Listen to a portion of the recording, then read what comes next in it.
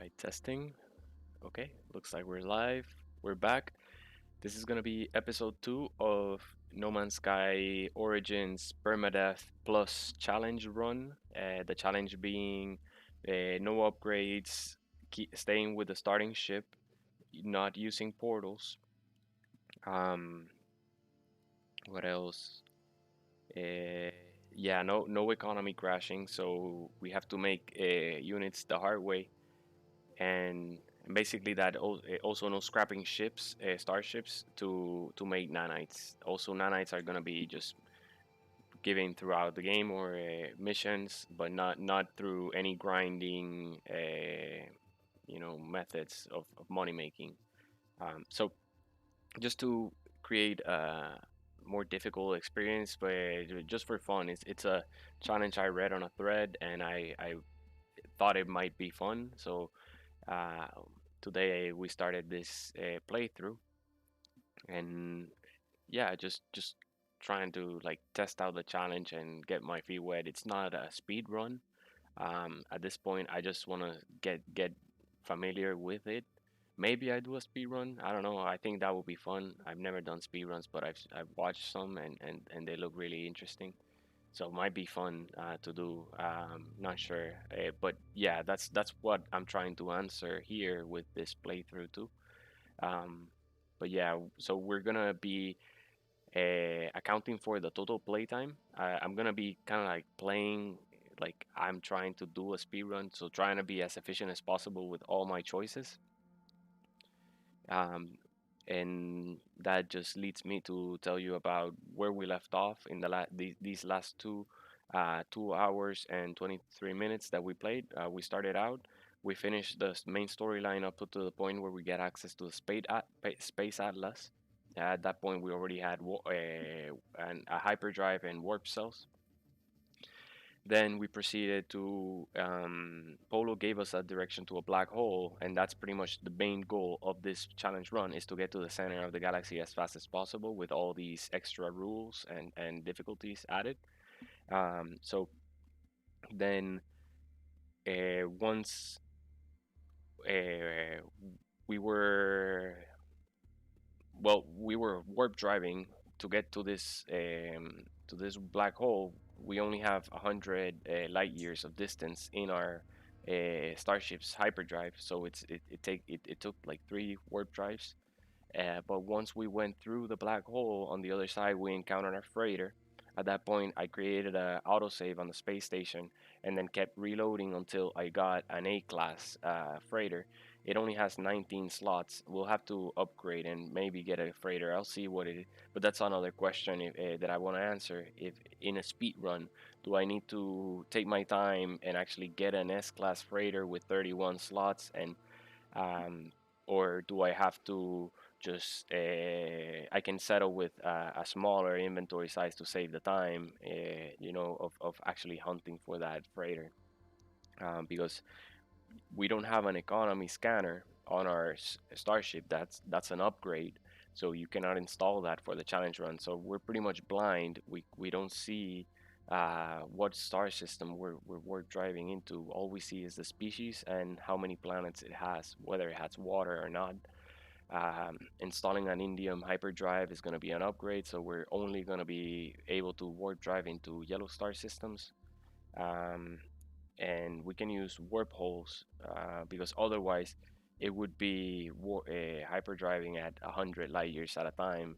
Um, that's sometimes barely enough to get from one star to the closest star in the direction of the galactic core. So sometimes you would have to go sideways just to get close enough, which is pretty cool, I guess. But in this time, at least, I didn't see any rules in the thread or it's just optional. So I guess anyone could decide to add that rule. That might be a rule. Oh no, don't use black holes and don't use portals. We're using no portals because otherwise we would just key in the coordinates to the center of the galaxy and then beat the challenge. And there's no point in putting rules and calling it a challenge at that point, right? So we're going to follow these rules, and yeah, but it's been really interesting. I've been enjoying it, and it got me pumped to come back and start the stream again because I enjoyed it so much the last 2 hours. We played more because we were reloading on the freighter, but the first episode of the stream, because planets feel very hostile. Even just labeling with aggressive sentinels is enough for me to be like, I cannot land on that planet. So some star systems o- had only two planets, and one of them had aggressive sentinels, and the other one had an extreme weather. And it's like, I'll die in either, and it's permadeath. If we die once, we have to restart the from the beginning, back from the beginning.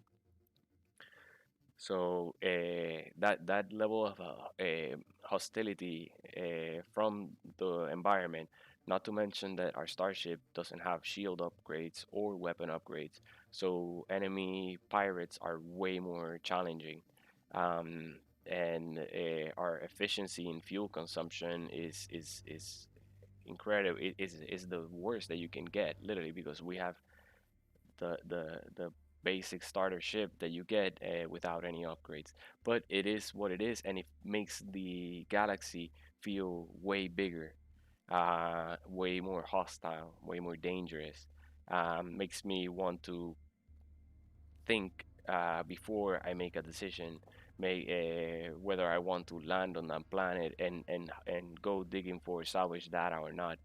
It makes me want to try to analyze what kind of fauna is in the planet in case it's not hostile, aggressive. Because one chomp without shield, it could be enough to one shot our character and cause us to have to restart the challenge, right? But yeah, throughout the week, we may alternate between our regular survival playthrough or our permadeath challenge run. But that's the cool thing, since we can just log time against the challenge independently, and be able to take breaks and do like community things if we wanted to, and play with other players, let you join the match, the game, and you know. So we could do that here and then log time for the challenge on this save. So let's do that. I'm pretty pumped. So let's continue the challenge and see how many hours we can put in today, and how far we get. Very soon, I gotta turn on the lamp because it's starting to get dark. But I want this to be a longer stream, so I'm taking advantage of the natural light as much as I can, so I don't get a migraine or anything. That's the thing. The lamp in my face gives me migraine, so I'll usually turn it off. But I know the quality of the stream is very important, so um, we want to also balance those two out so that I have longevity and quality as well. But yeah, if I forget for a while, I don't notice that it gets dark, just let me know. I'll turn it on right away. Did you know you could turn your camera around and see that? I played for weeks, no, for weeks of game time, hundreds of hours on a different account, and I never knew you could do this. All right, here we are. We're loading. We're in a space station, so we're safe. That's a good trend to set, that we restart, because if you were to even load on a lush planet and suddenly a storm comes your way, and I don't know, you're distracted or something, in the permadeath, the hazard is trash. I mean, without upgrades. I mean, in the challenge run. But yeah, there's our new freighter over there. We're using it to warp drive because even though it only has five, we're gonna leave this star system because it has no planets for us. Uh, Planets are really hostile, and what we're trying to do right now, is find tranquil enough planet that I can kind of land and dig up some salvage data, because I want to get ASAP a medium refiner, but I also don't want to risk the permadeath by going to one of these extreme planets or sentinel aggressive planets. just to dig some salvage data that we can just find either a desert planet. It can even be a airless planet, low gravity environment, whatever. Just no extreme weather or sentinels at this point without protection. So we're in our freighter. We can use.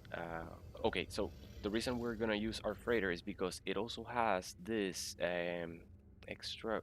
This is a starship. Notice our starship has hyperdrive range of 101 light years. But our freighter barely has a bit more at 159, but it has efficiency at zero point 0.3. So I think it consumes maybe a third of the fuel resource of a pulse engine. So I don't know, maybe we'll see. We'll test it out. We're testing it out. We've warp drive once with the freighter, and this is gonna be our second time. But I can't remember how much fuel I put in. Okay, a biking system. I like this. You don't know what kind of economies you're going into or what kind of conflict levels you're finding. It's just gonna be totally random. So when we warp in a system and we find that it's wealthy, we should log it. We should keep well, we have our log and it's keeping track of them. But at least land on the space station so that we can teleport back to it wherever we are. So we'll see. We already found a chromatic metal vendor. Uh, so here we are.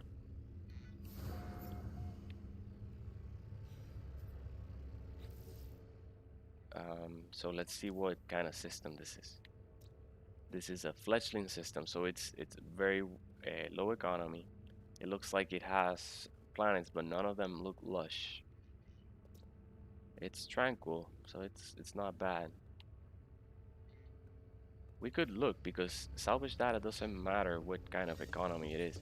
Let's not, a tranquil star system may mean that we find a planet that is pretty serene.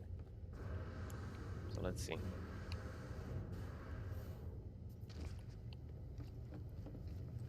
But yeah, we can just get out of our starship.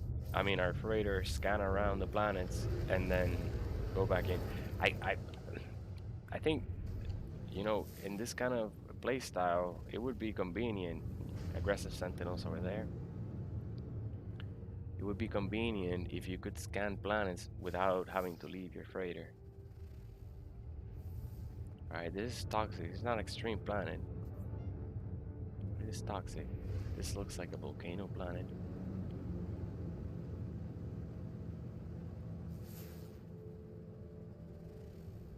Yes, this is a volcano planet. Um, doesn't look like it has extreme weather, but it's still gonna be really hot. Mm, let's see, let's see. I just want to start out. Okay, looks like there's a Gex system up ahead. Let's go check that one out. And let's see how much fuel is left in our freighter. Looks like our frigate is back from its mission, so we could check that. Maybe we get something valuable. It's probably damaged though.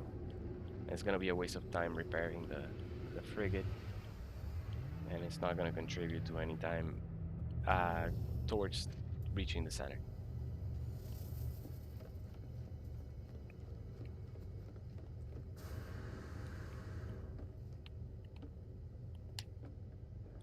Let's see, let's see.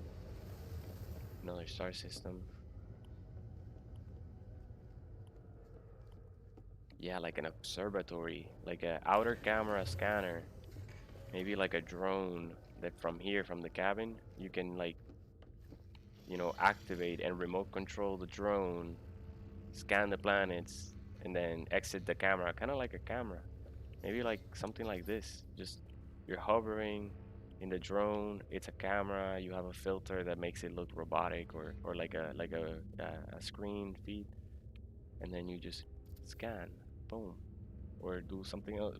And then when you're done, you press B, and you're back here in your freighter, and you never have to leave the helm of your freighter as you're exploring the galaxy. That would be pretty awesome. That would be pretty awesome, I think. It would make the freighter literally a starship, you know.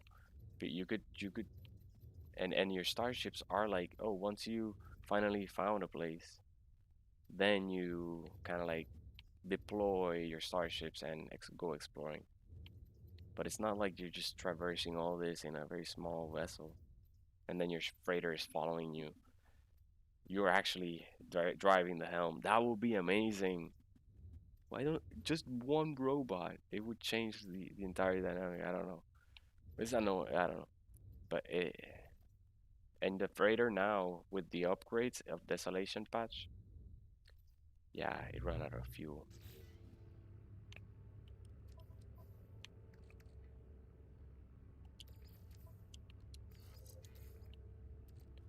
We're out of warp cells.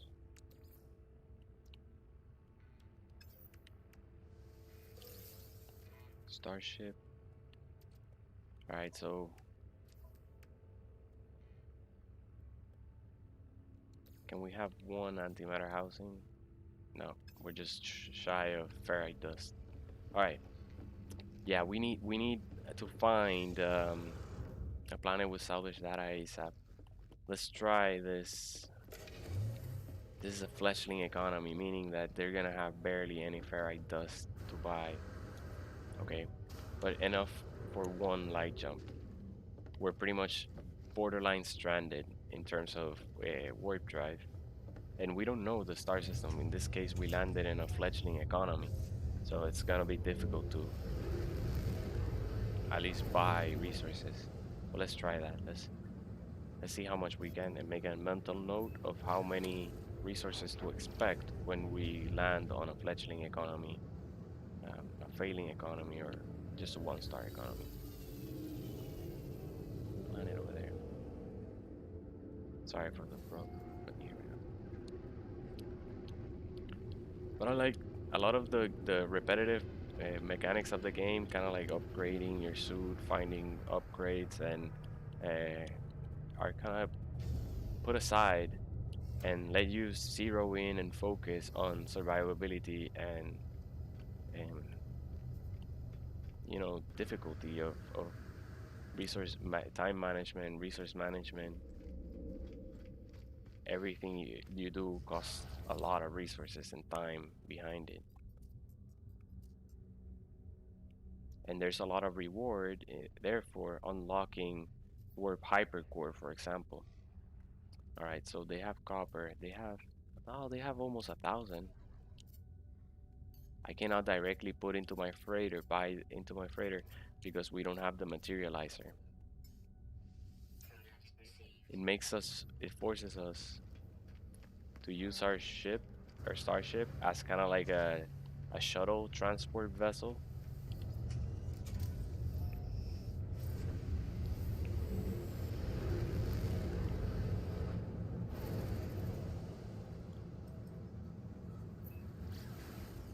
between our freighter. Oh no, don't glitch into the freighter.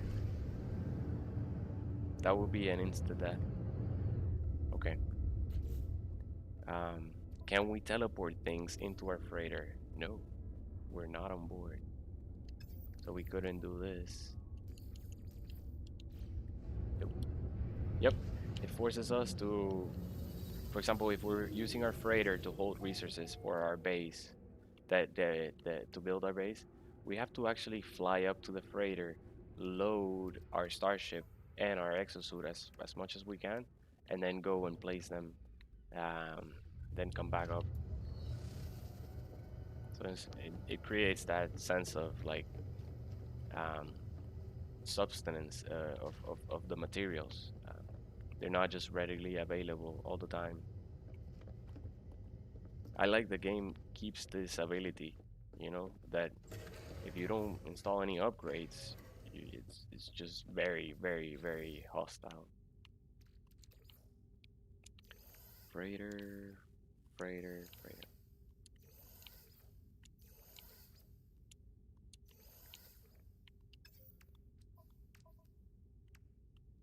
Okay. Then from our exosuit, we can store these. Now in our freighter, we can create a lot of antimatter housing because we have ferrite dust. So let's do that. Let's just create one. And if this is a 1-to-1 ratio of one warp cell per freighter warp jump, then it's just equal to the starship. In that case, I'm not gonna even use the freighter for warp driving. So let's figure it out. At this point, freighter was empty. We use one warp cell. Now galactic core center.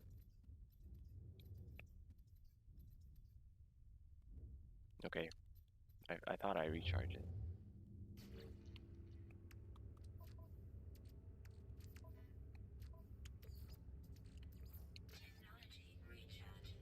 All right, let's see.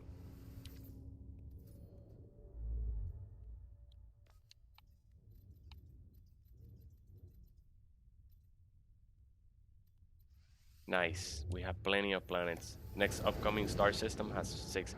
Yeah, I get excited to see 6 planets because you can only we don't choose what's coming. The next planet upcoming. We barely have enough distance to get there. So, uh, having a planet, a star system with a lot of options and chances for a nice tranquil planet is good. At this point, I don't care how it looks. I don't care if it's the desert planet, if it's a empty planet, as long as it has salvage data and no storms or aggressive sentinels, we're good. We can stay there for a while. Um, Also, I would like an empty planet because that means also fauna is not an issue. You're not gonna get a T-Rex to show up in front of you and try to eat you. Okay, so we're here. Let's see what kind of economy it is. I didn't get a chance to see. It's a 1-star economy. But look, this planet over here, this one looks Earth-like. All of them have water, except this one. Maybe this is an empty one. I don't know. Let's find out. There's only one way, right? Actually scanning those. So let's do it.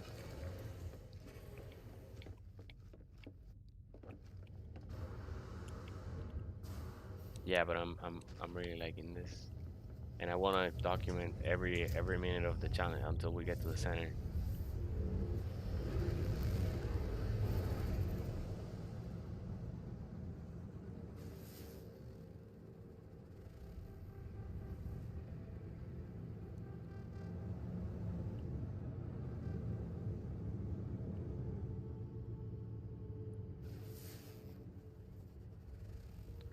Frost Planet looks like it doesn't have sentinels or storms.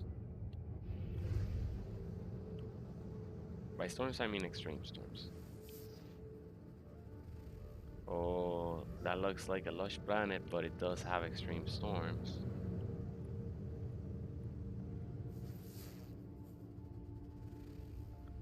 Freezing planet, salvageable scrap, no extreme storms, no sentinels. This is a good find. I'm gonna switch the camera because I want to look at this planet over here because I think it is Earth-like. Not this one. Where are you? All right, we'll find it here. Oh, it suddenly got covered in a storm. But I thought it was Earth-like. I thought I saw blue water and green grass. Let's see what else there's.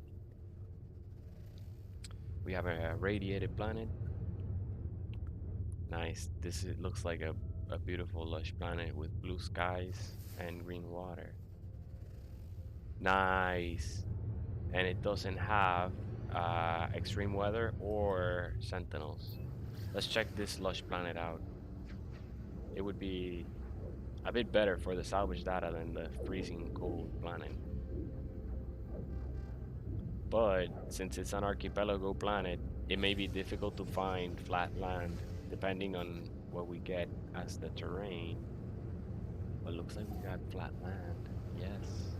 It has mountains, but they're scattered and they're kind of like small.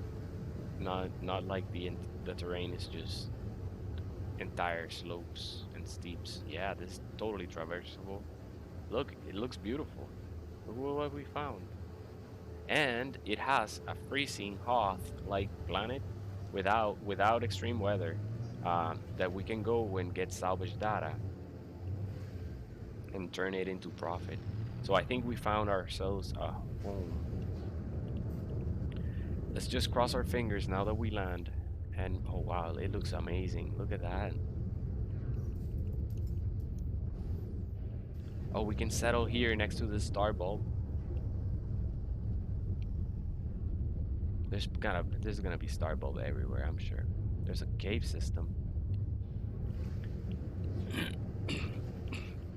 But yeah, this is why it's not a speed run, because I'm not just gonna drop down in the first corner and I want to enjoy this. This is why I added the challenge, so I can enjoy the difficulty while I explore. If we want to do a speed run, we'll dedicate a speed run, but this is not it. Nice, a minor settlement. We could. It is convenient to settle in a minor settlement because you get a galactic trade terminal even if you don't have the blueprint, and you have someone that sells blueprints. Do you imagine we find an S-class multi-tool here, alien or something? I'll mark it because it would mean that anyone that finds this place. Um,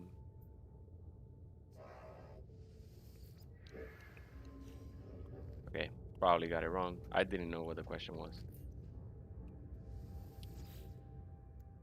It's a B. Yeah, but we have a galactic terminal.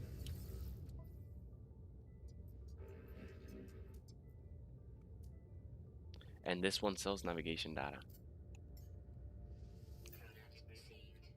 Did I just spend all my money? No. I bought it before I checked how much it was gonna cost me. And it has hermetic seals, which saves you a lot of condensed carbon. So let's target our starship. You can also buy nanotubes and buy 9 of these, buy 10 of these.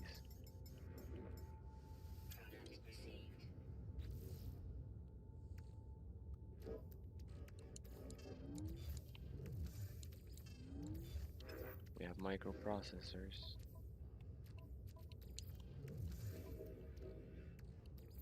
Nice, we can get planetary charts now. Alright, what are we gonna need?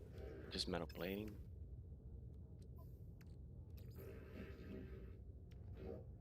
Oh, it's the hydrogen we're missing.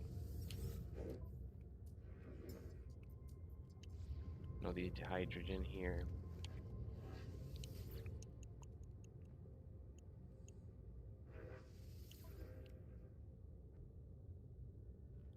Yeah, and they sell these components. Look, they have all 4 of the rare components. You wouldn't have to learn the recipes. They'll sell you the hydrogen jelly, salvage data, but it's gonna be expensive for us.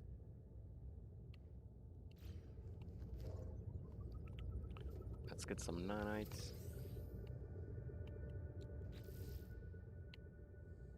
Okay, we have to get the hydrogen.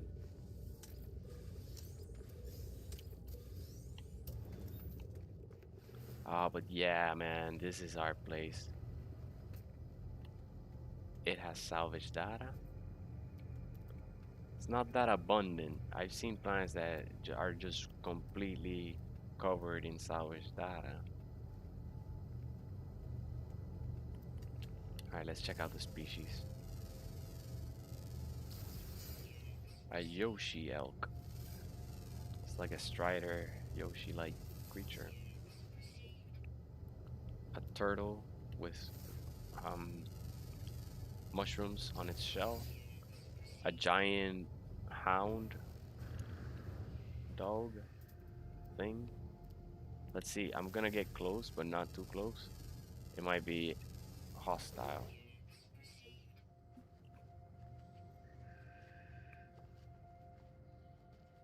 Nope. Looks like it's friendly. Good stuff.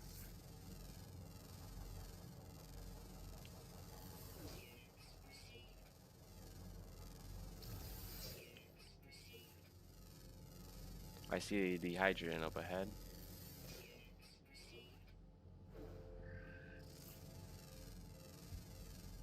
But since we're settling, I like to scan the planet that I call home.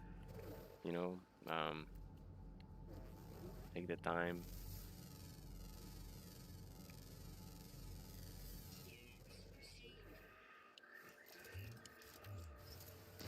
Nice, but this is looking great. This may be. Let's look at the climate. Mellow, mellow. There's no storms. Nice. This is a paradise planet with blue skies, blue skies, and blue water. Did it have blue water? I think it had blue water. No, it had green water. Oop, I'm sorry. I smacked the animal with a laser. It's like check your target, man. Watch the flagging. Don't flag people. We're getting units, but barely any since we cannot put upgrades on our scanner.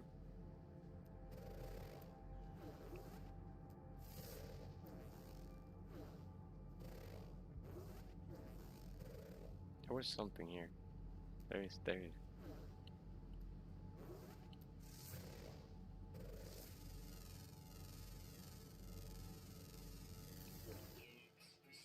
Okay.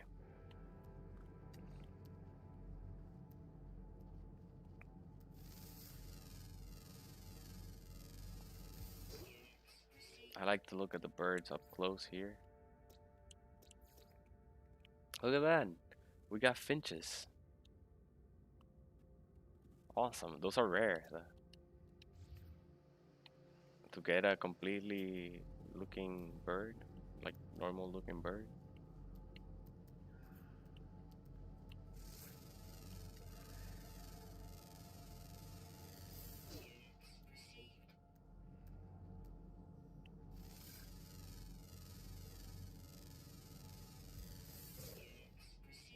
So what I do to scan most things is I just move the cursor around and then I keep looking at the description. So whenever I see the question marks pop up, then I know, hey, there's something there worth scanning. And that way it doesn't, the flashing of the highlighting doesn't drive me crazy or cause me to have a minor seizure or something like that. Yeah, because it got to a point it was annoying. It was like, man, I'm just trying to scan and this highlight is driving me crazy. Say, I found a question mark. But then I can just see text updating and I don't, it's not there we go. There, I found it. Where is it?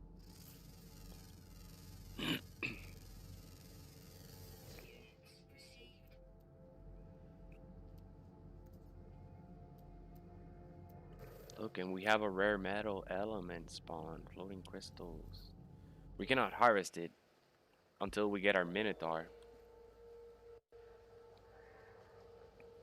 Ah, but our Minotaur cannot hold upgrades either, and I think he needs it.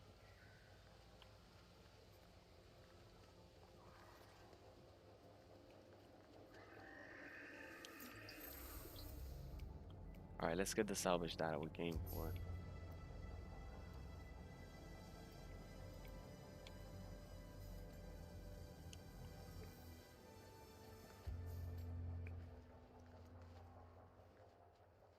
Yeah, but this is great. This is a good planet.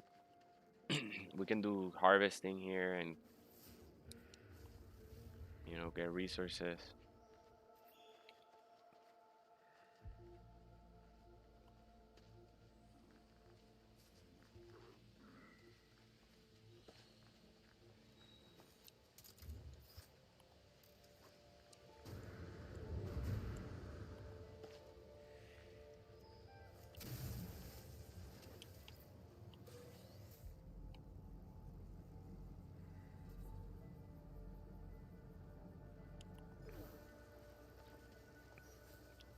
want to check if my yes, my starship does have enough starship fuel to for me to call it. Yeah, this planet is awesome.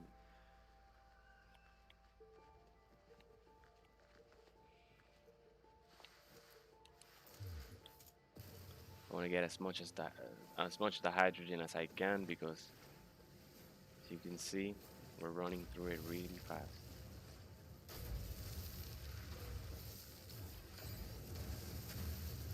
If I find a vendor you could find a trade station that sells 4,000 the hydrogen, but you could also buy, excuse me, the already built Starship launch fuel.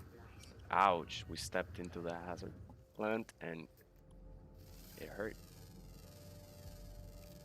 Um, so yeah, ideally we want to do that, but we need money first. And how are we gonna get money for that? We're going to go and dig up fossils and do, and also the buried technology. Oh, look at this tree. It's pretty cool design.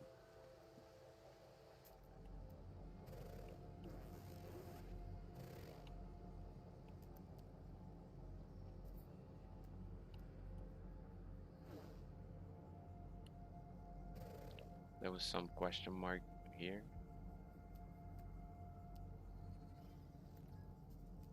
Where was it? There it is.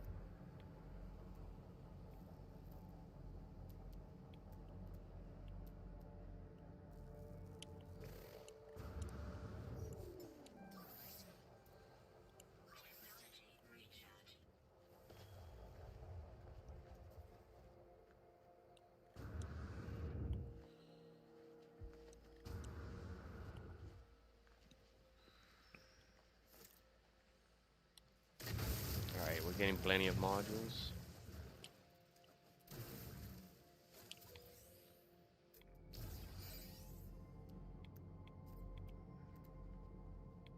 That's it.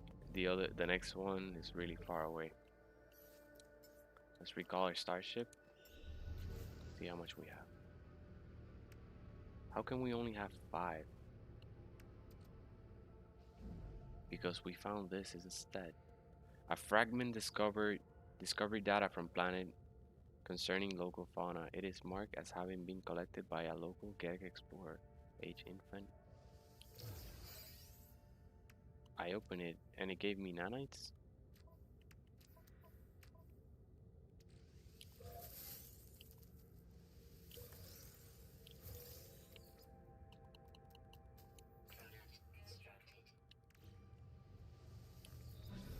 Alright, well, we have a bit of more Starship launch fuel now.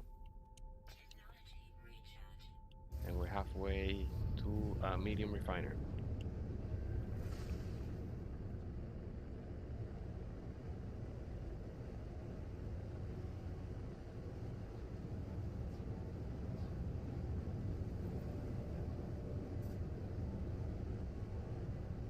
Alright, this looks like a good spot.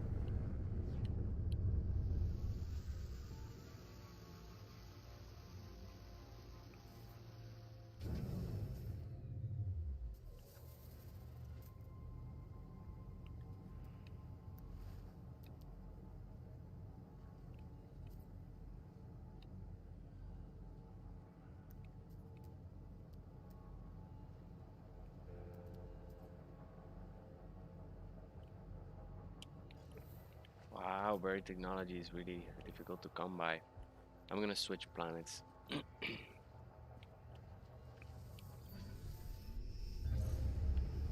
This is a beautiful planet. but it's lacking in resources.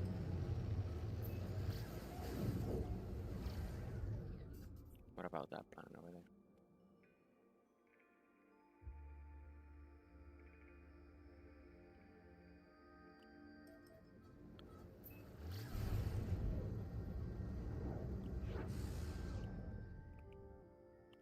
You know what? We could collect storm crystals. Let's check this one out. Check out the freezing planet with salvageable scrap. Maybe it's also abundant in salvageable technology. Oh, but these mountains look very steep. Hopefully we find some flat area that's easy to traverse.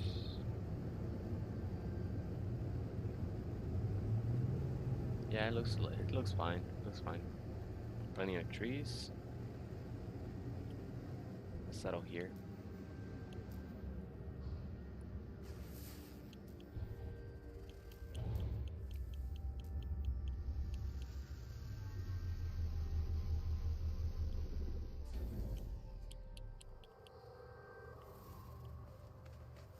Oh, look at this. Awesome.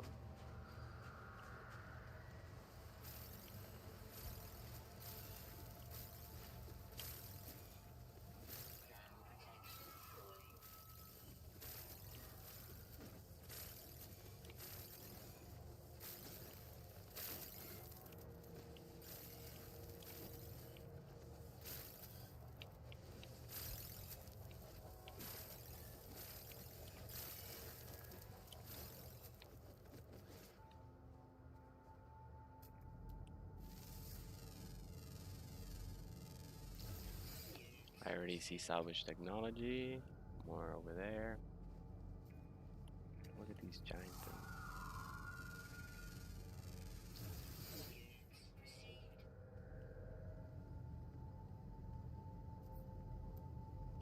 Ah, we found a salvage container really close by.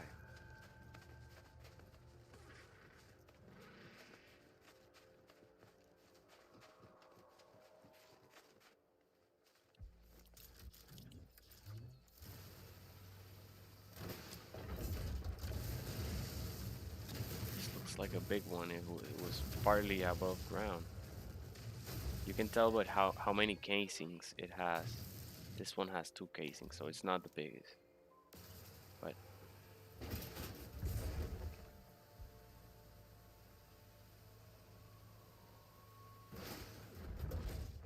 okay, we found an old pump.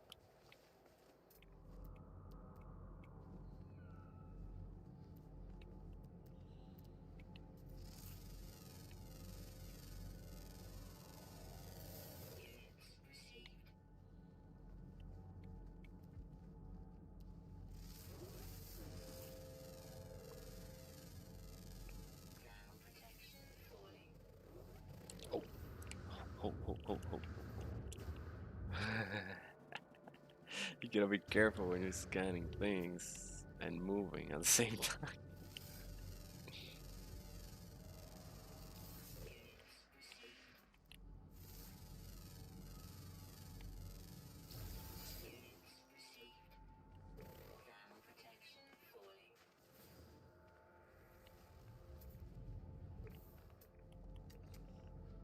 Oh, look at that. There's a giant creature over there. A stego dog. Stegosaurus wolf.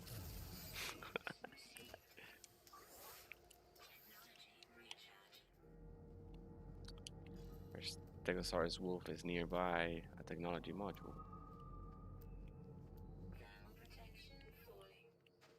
Let's see if this wolf is aggressive.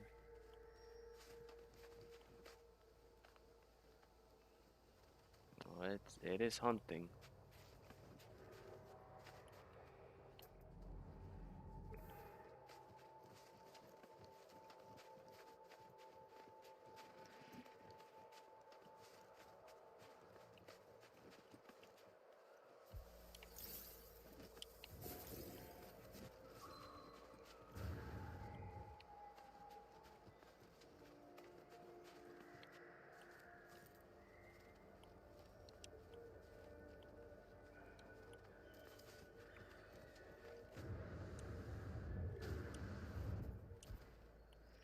another patch of oxygen.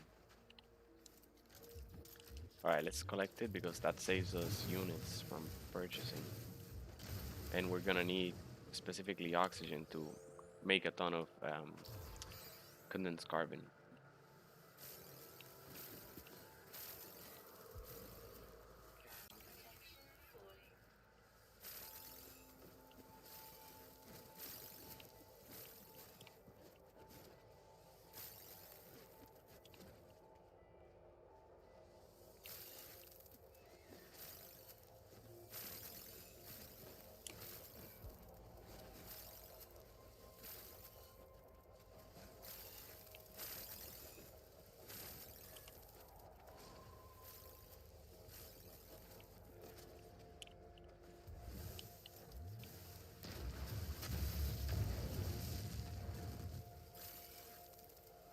Alright, let's get the dehydratant as well.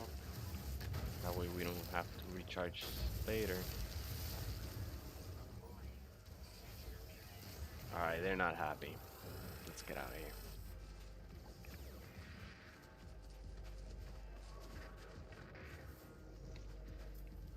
Did I already get the salvage technology?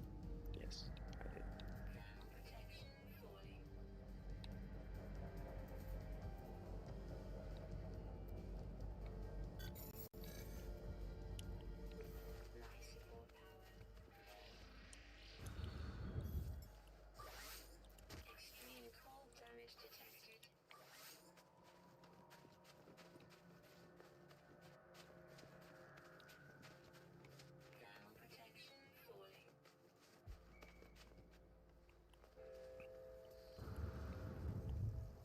We're not gonna need sodium, so I'm not gonna stop.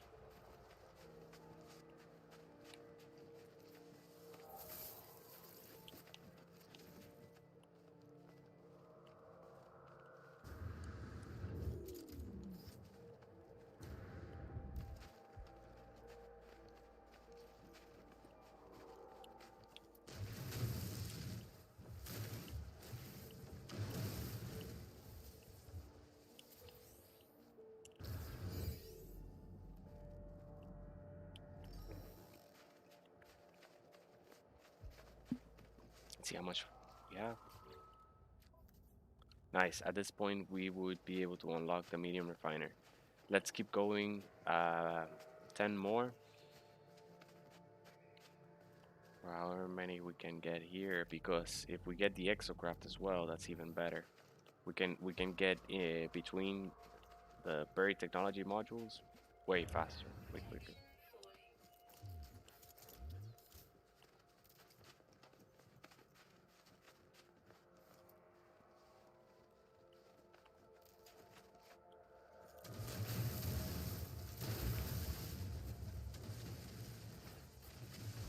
This one is deep. Ah, we fell into a cave system. Ah, and this was troll because you cannot dig further. We barely have enough charge on our bore. Oh my god. Oh my god, guys. We cannot dig our way out. And we don't have jetpack upgrades to fly up the hole we just fell in. Okay. How are we gonna deal with this? We have plenty of batteries and oxygen to live. Well, we may need to find a natural way out of this cavern. If there is any. At least we found pearls. If we die rich. That's right. Like hoarding a bunch of pearls. Okay, so there's animals and dangerous flora here trying to kill us. Oh my god. Oh my god, that took a hit. We're getting the dangerous music of you're about to die, bro. Clear that dangerous floor out of here. Okay, we're gonna get out of this cave. I'm gonna fix this. I'm gonna fix this. We're not stranded in uh, 40 feet below the surface. But I have to wait until that shield recharges because I don't want any hazardous flora spawning again. All right, let's do this. Let's do this. Let's go back here. Let's finish collecting our reward because at least we made this accident worth it. You know, I would hate to leave empty-handed after falling in this pit. So you see, no upgrades is very challenging. We fell in a natural cave system that has no natural openings to the exterior, and now we have to dig our way back out. But we only have enough fuel. We don't have a teleportation to our freighter. We don't have teleportation to our starship, so we cannot get resources to refuel the digging tool. I have to be very precise in where I decide to dig my way up, and I think it's gonna be this corner here, upwards, because it's the highest point, probably the closest point between this cave and the surface. Maybe it's just a tap, but we only have 16.6% charge. So let's begin. Ah, there it is.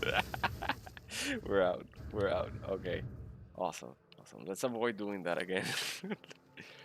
There's nothing. There's nothing to indicate that below this your feet there's an entire cave system. We started digging that buried technology, and suddenly the ground ended, and we fell in. Right.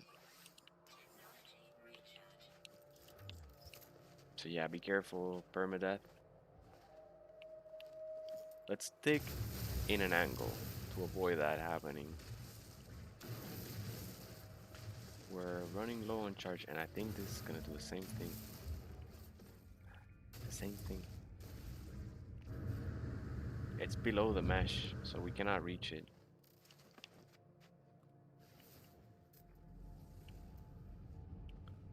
Alright, we're pretty far away from our ship. Not that far. But yeah, let's start making our way back to the ship. Because we have enough salvage data really to... For the real requirement is the medium refiner. After that, pretty much everything... The freighter becomes the base. And then we're just rushing towards the center.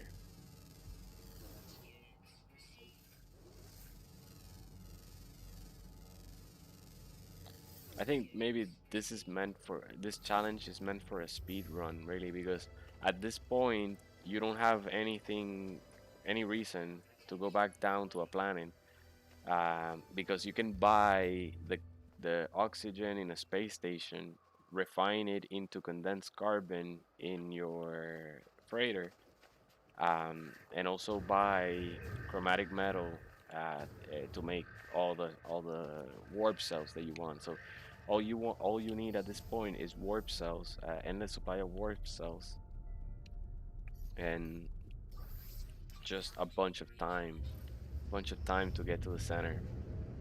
Warp driving.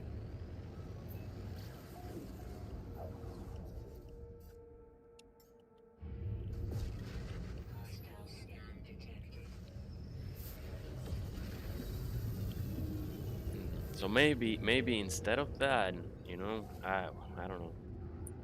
What I do is a survival mode where it's not a challenge. The goal is not to get to the center of the galaxy, but I still play with some of these, some of, or maybe I don't know, whatever rules of the challenge that make it difficult, the parts that make it fun. For example, the no upgrades. The no upgrades is really good because it keeps the world very hostile. Um, but maybe I don't know, I install the advanced mining laser on the Minotaur so that I can harvest the rare metals. Um, and then still build bases because it's survival mode. If I die, It's likely, but I won't lose the investment because since it's permadeath, then I don't have the investment in the basis. I'd rather stay in the freighter.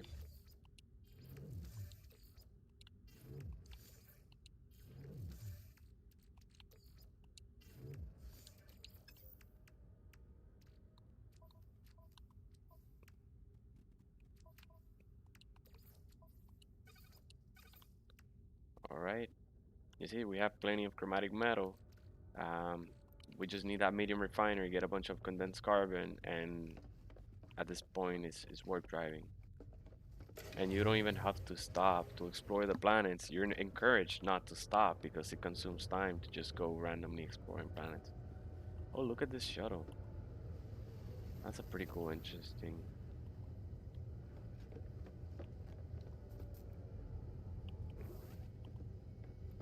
All right, so let's find our starship and go to the.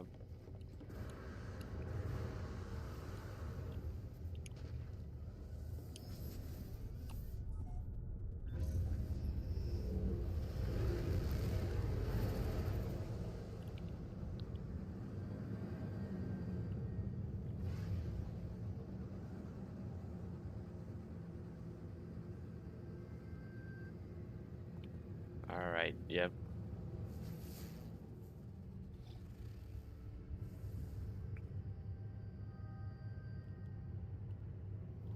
All right, we're gonna start this right. Yep. I'm gonna. Let me see. Can we continue?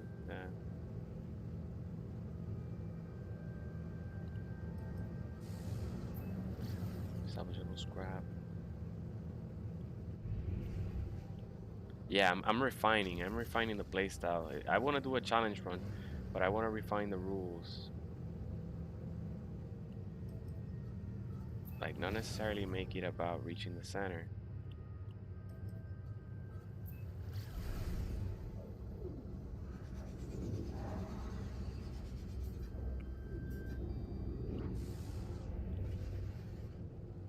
but I would like to. If I do that, I wouldn't want to do it in permadeath. So I'll leave this save file. I'll leave this save file just to get the achievement. But I think it's gonna get boring if it suddenly turns into just warp driving all the way to the center.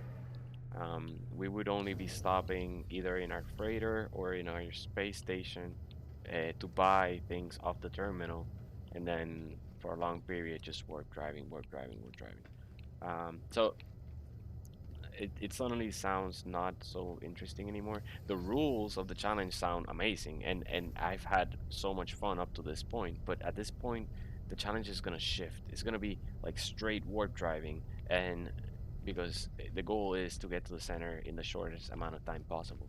So I'm gonna switch, and we're gonna do this. We're gonna do this challenge run. We're not done with the challenge. Ironically, when we find a beautiful lush planet, I say like, nope, delete it. Go back to the beginning.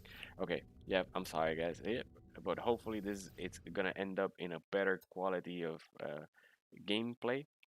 And it'll let me invest in base building even with these challenge rules, because right now, since it's permadeath, if we start build base building, it's just gonna get lost, and I don't like that. I don't like. So let's do a new survival, and this survival is gonna be a challenge survival run.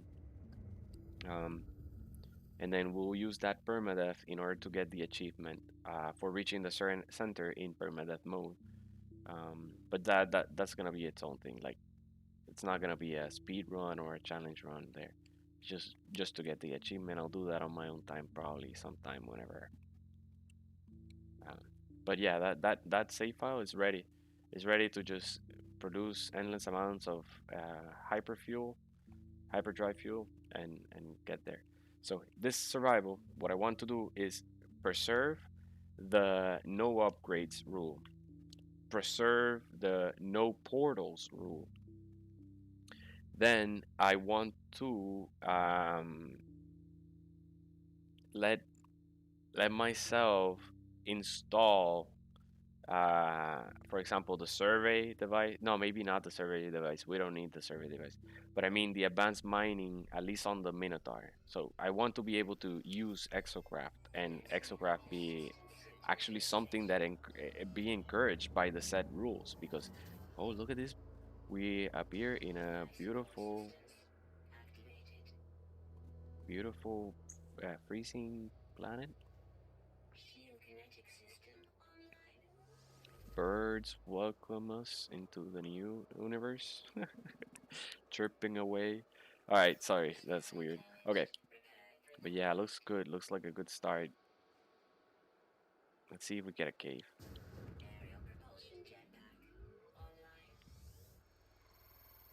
Alright, survival. So no upgrades, no expanding the exosuit.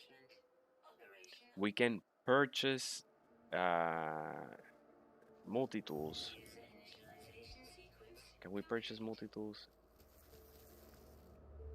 Nah, let's keep the multi-tool as is. I did like the underwhelming multi-tool strength. Alright. And the limited capacity. Let's keep the multi-tool. Let's keep the exosuit. The cargo is only gonna be 2 slots. Technology. Okay, let's not joke around. This is not the time for me to be working with the inventory. It's time for me to find a cave.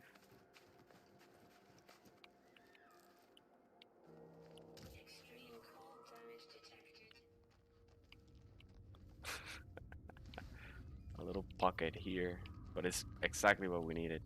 And it's even charged with carbon. Or equipped, I mean, equipped with carbon. Okay, so yeah, we're gonna do this really fast. Um, and okay, I'm just thinking, what are the rules? So yeah.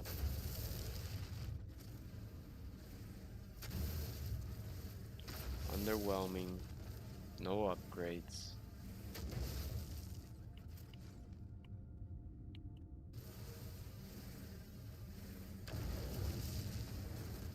Yeah, the no economy crash or no scrapping ships for nanites.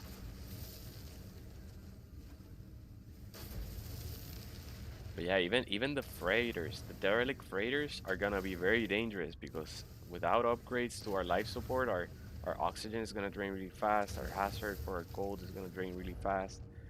Getting hit by those defense turrets is gonna be very bad. Haji, hey, welcome. He says, are there in the game one galaxy or several galaxies?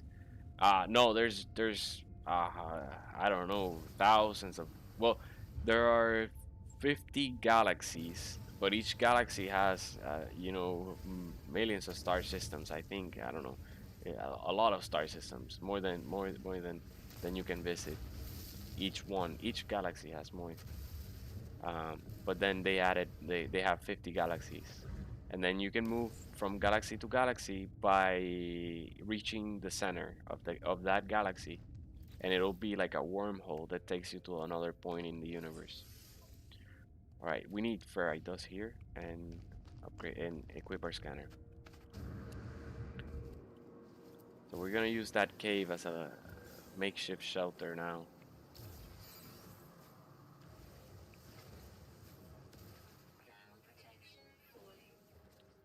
But yeah, welcome, Haji.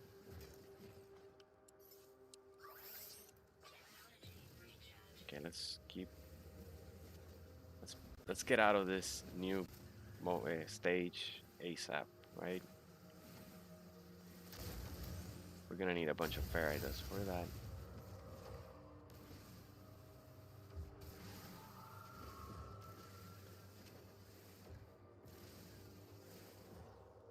So you can see I'm keeping my mining beam um, pretty overheated because it does more damage because of that extra temperature. But you don't want it to overheat because it'll consume a ton of energy in order to cool back down. So let's go back into our cave so that our hazard suit recharges. As we do some inventory management here, let's install our scanner, our analysis visor.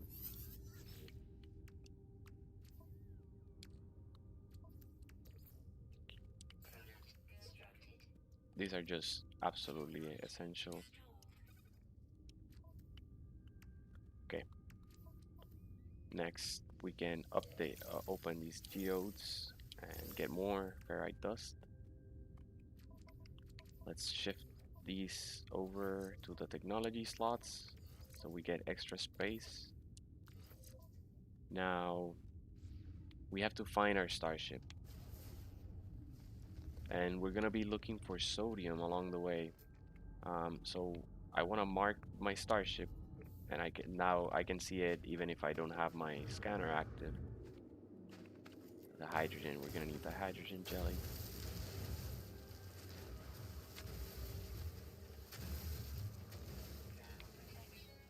Alright, we're gonna do this fast.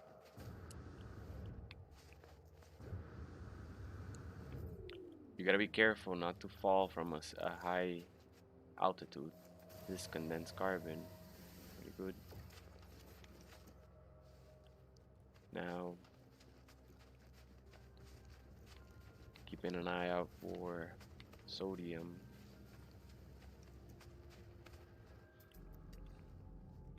It's a pretty cool animal.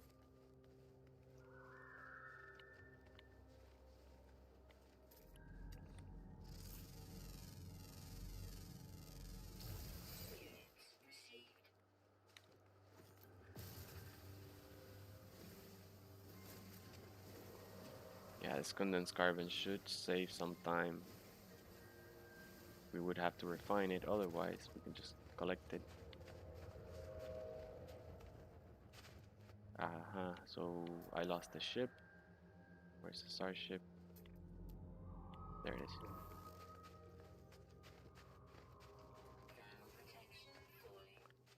Alright, our life support is at 50%, our hazard suit as well.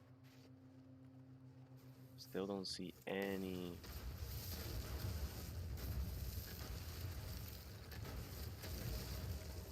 Oh, there is some sodium over there.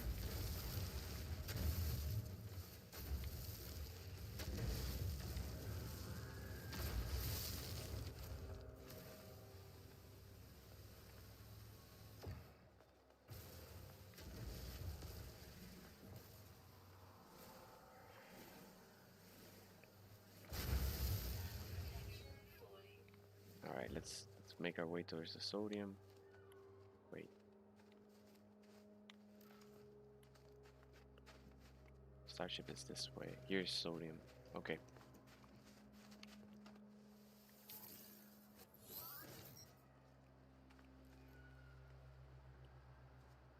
Now we have to recharge the hazard suit. Ah, there's our starship. And conveniently enough, it's located next to a sodium patch. It's like a bunch of these flowers spawn sometimes in a swarm. We get some oxygen here.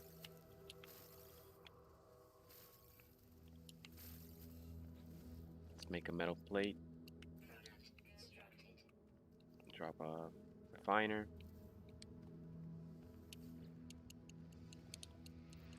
Okay, I'm gonna get through this dialogue fast. Broadcast my position. Some unknown entity has received that position. Okay, we're gonna get the rusted metal.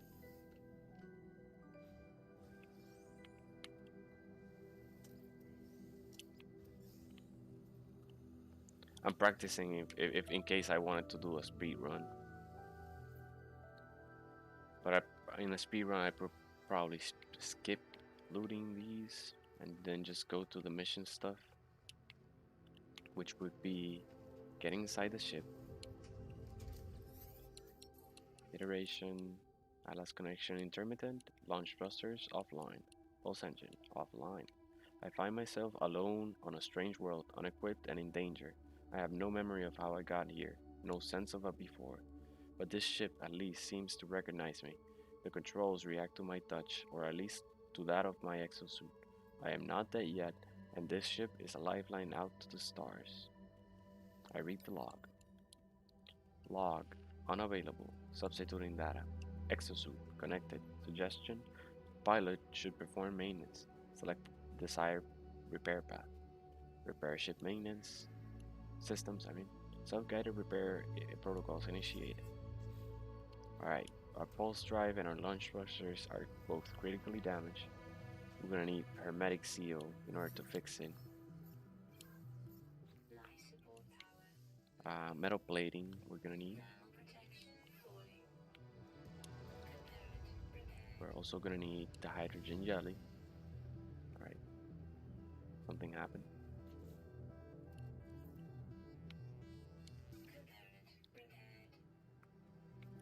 In our refiner, we're gonna have to prepare some. First, I want some fuel, but eventually we'll need some ferrite dust to be converted into pure ferrite. That's part of the what we need.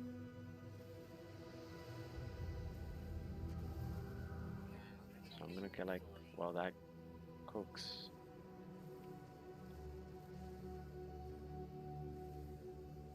Pretty much until our hazard suit expires. Here it goes.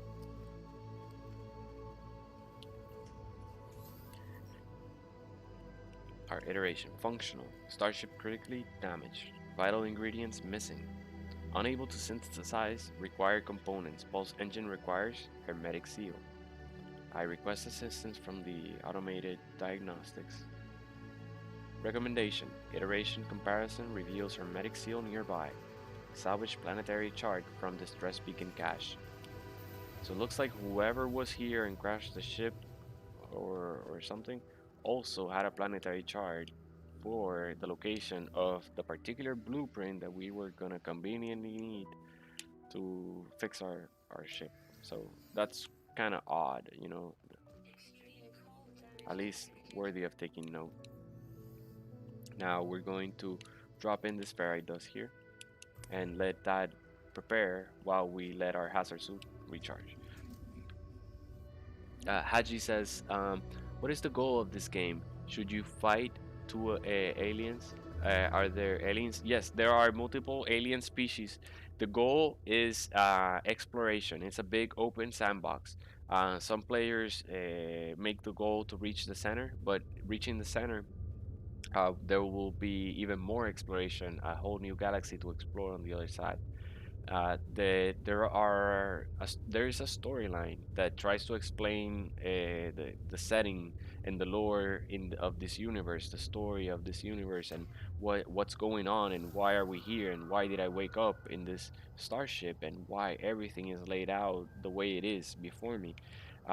So it is a very deep story. It is a good story, and it takes exploration and digging in order to uncover the story, because you can play the main storyline and you will only know about 20% of the actual uh, history and story that you can dig up and learn about all the different species in this game, and also the universe itself and how it came to be.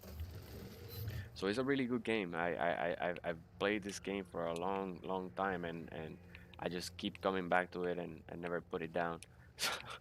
So yeah, I do recommend it if you haven't tried it yourself. I won't tell you so much of the story. I'll narrate for you the storyline, what we're gonna be playing and such, how much of the quest we do, whatever we're doing. So yeah, but this is the very beginning, so there's not gonna be any spoilers. Everything is just fresh. All right, so we're losing hazard protection. Let's go back and recharge, because at this point we have received the planetary chart that gave us the location of where we're gonna find the hermetic seal that it's needed to fix our starship. So I'll let that hazard protection recharge. Um, in the meantime, I also want to leave my refiner working for me. So I'm going to place it down. refuel it, and then have it refine the rusted metal into actual usable ferrite dust. Let's topple the hazard protection.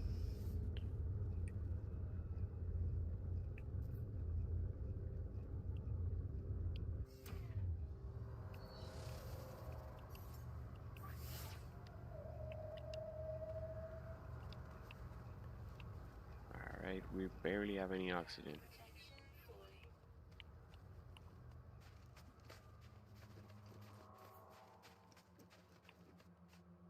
Life support is critical.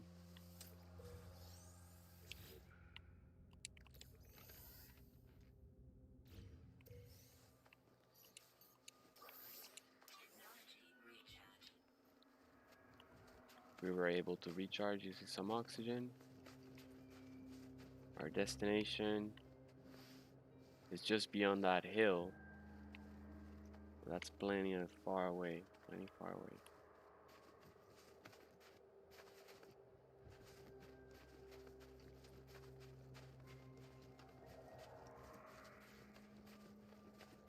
It's a shooting star, make a wish.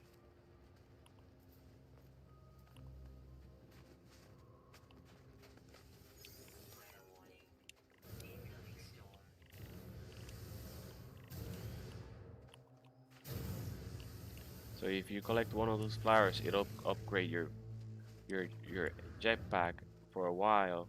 It won't even consume fuel, and it'll have extra strength, so let you traverse quicker. And that's exactly what we need during this storm that's starting now. There it is. Okay, we found a cave. We found a cave. Can we get protection in here, in this little corner? Yes. Yes, we can. So this is where we're gonna spend the storm. Otherwise, we're gonna use the very little sodium that we have for hazard protection.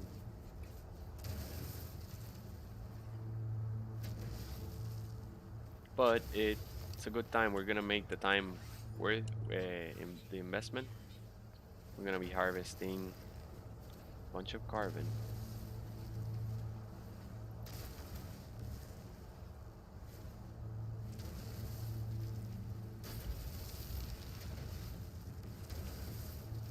And you know we're gonna need carbon for warp drive fuel and for everything.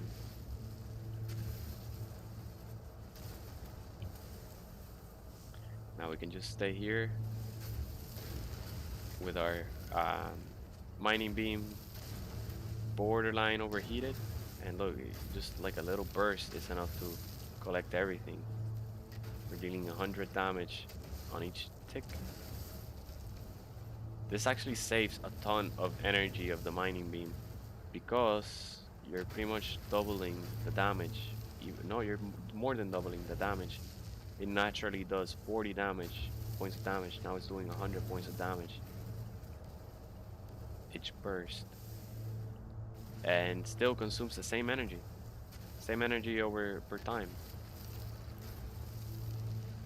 Look at that, we've already cleared the entire cave. Storm isn't even over yet.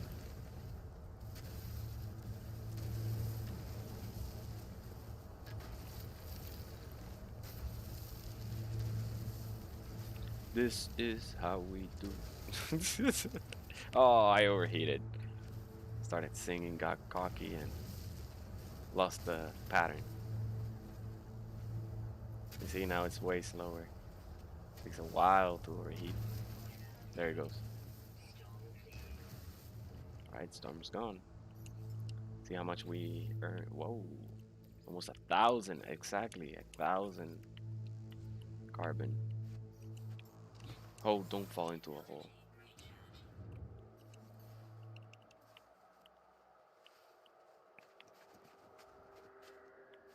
Yeah, the environment got way more hostile now.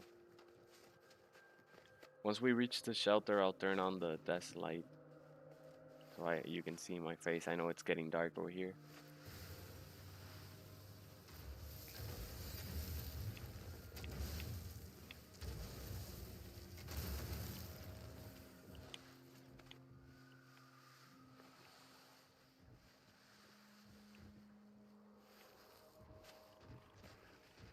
Sliding. Thinking it's gonna be difficult to go back up that same path. It was easy to go to climb down, but it's gonna be a whole nother thing to go back up.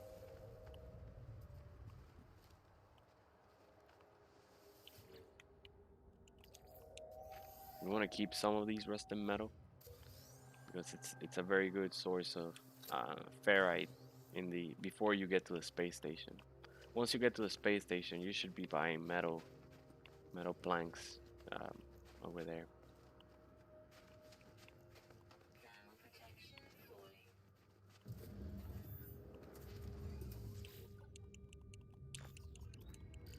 Entry follows. No one making this recording in case leaving behind in the fabricator might be of some use. Visor damage, can't find ship. I recover the supplies, the log finishes and the machine works to life, spitting out supplies. I have the hermetic seal, I need to repair my ship. However, it was whoever it was that led me here, whoever left this message, perhaps they found themselves in the same situation as I do now. Yep.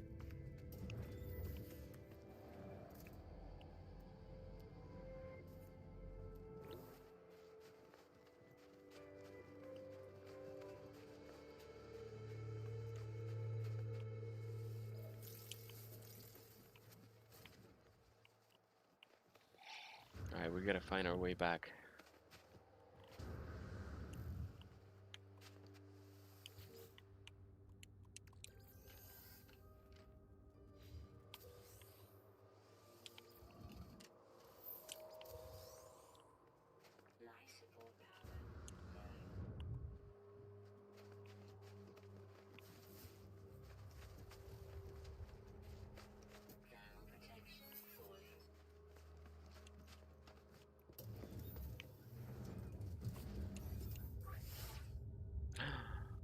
Oh my god, we're about to die. Look at that, we only have 5% life support. Okay, hazard go up. Oxygen, we need oxygen, no sprinting. That's sodium. Wow, no sprinting, no sprinting.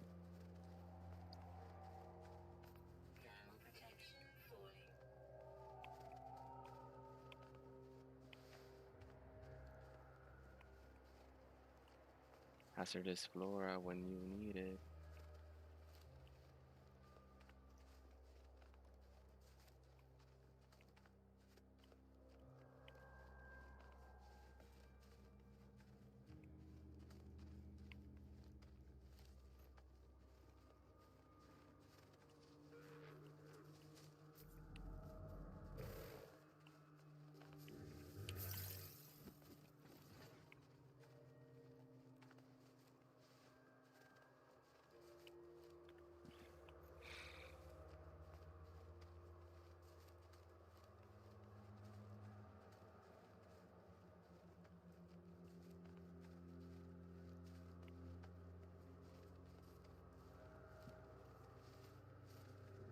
Yes.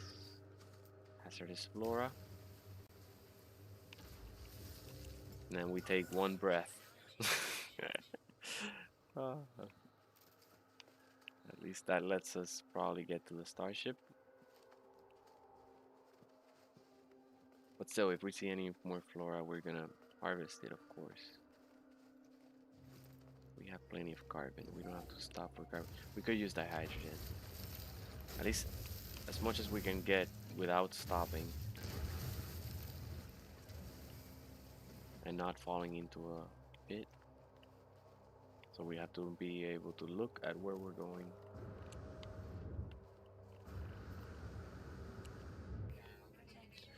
Like that. Like that. Look at that pit. Look at that pit. We fall in there, we die. We don't even have a tool to dig our way out.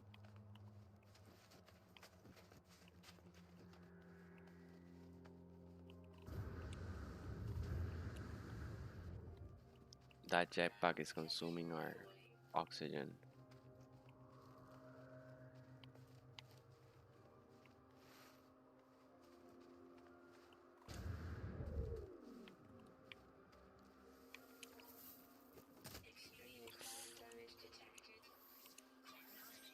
Okay, we have the hazard protection back up. No oxygen. Maybe if I scan these, secondary element might be oxygen. No, it's phasium.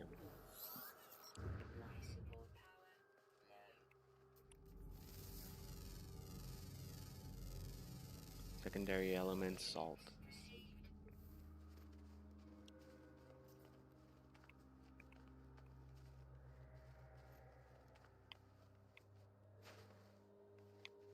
Yeah, we gotta get out of this planet until we have oxygen.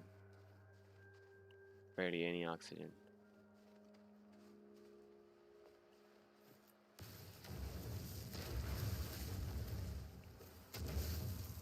There's a base over there.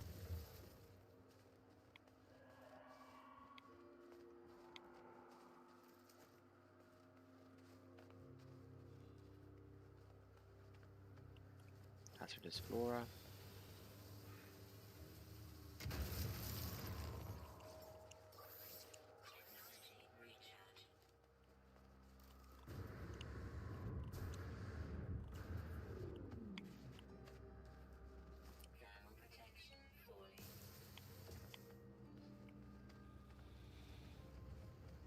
Pretty chill.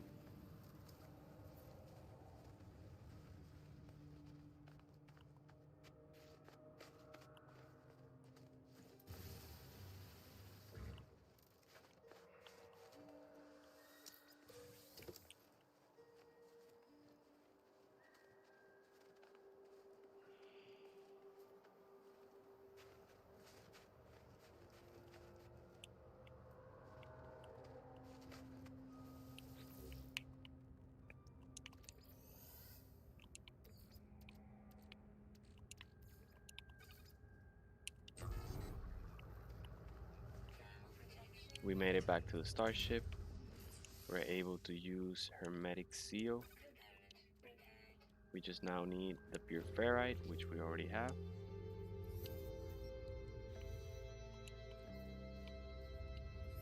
If the menu will let us.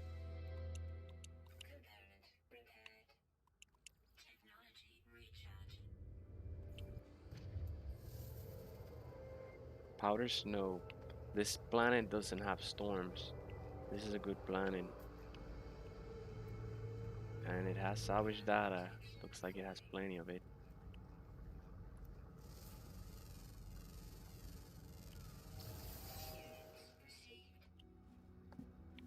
This system has 6 planets. Awesome.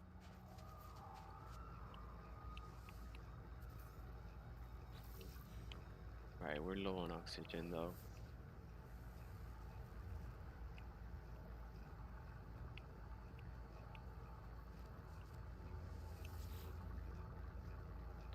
Alright, stop this.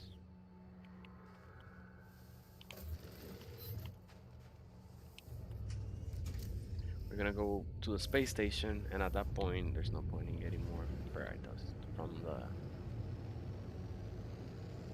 We have a good view of all the planets here. This is a bad economy.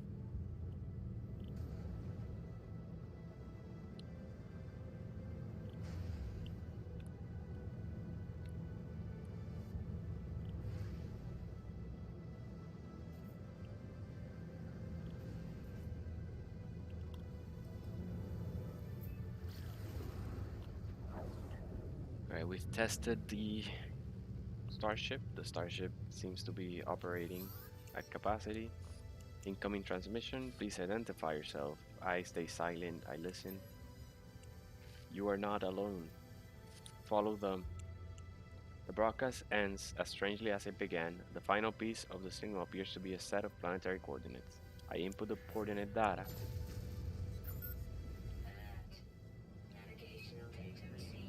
Okay. We're gonna follow the signal source.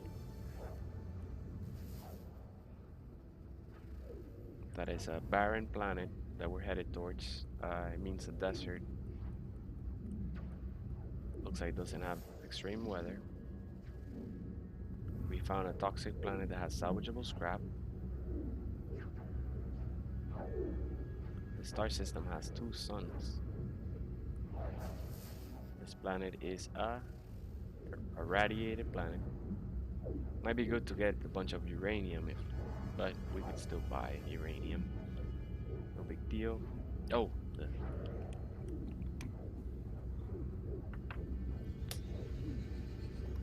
yeah, that's better.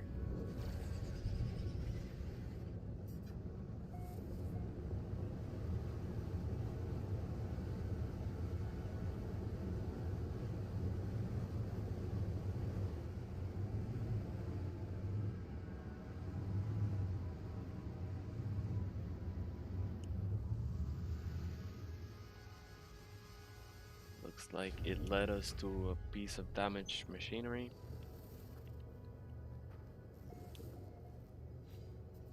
Sterile environment. This one doesn't have storms either.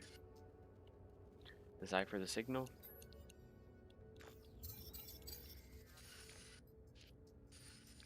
No fuel. Failed to reach the station. Hazard protection low. No choice but to go underground. Deploy a base computer. As well as the log entry, the signal contains plans for a base computer terrain manipulator. Extract the plans. Terrain manipulator.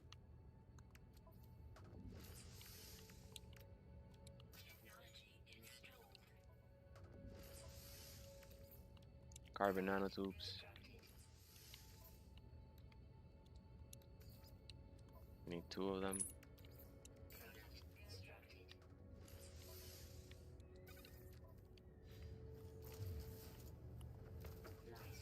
Let's get some navigation data.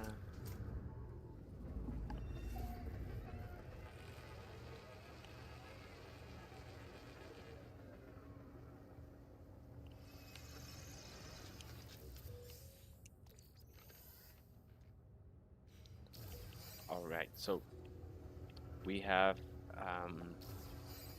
gained plans for a base computer and terrain manipulator. Now we have to find copper. This planet is a good planet. No storms, desert, no hazard. It's pretty much a Earth-like planet. Or a lush planet, I mean. Maybe at nighttime it's gonna get cold, but for now it's plenty of salvage technology everywhere. Good stuff. Good planet. Look, even blue skies we got. Doesn't even look like it has hostile fauna. Only has a bunch of bird species. Everywhere. Birds everywhere. Alright. So let's look at the birds. Okay. This one is pretty cool. We found a perfect bird. It's a perfect bird. Feathers and all. Awesome. A desert finch, we're gonna call it. Awakening. Establish a chromatic base. Okay, so to do that, we need to find copper. And there's a copper deposit over there. There's one, a pyrite one. Pyrite one really close by.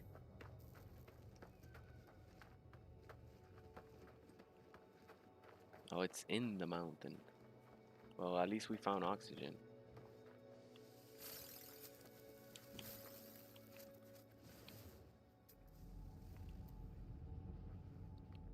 Okay. Pyrite. Copper. 200 distance. Yeah, we found one close. Great technology.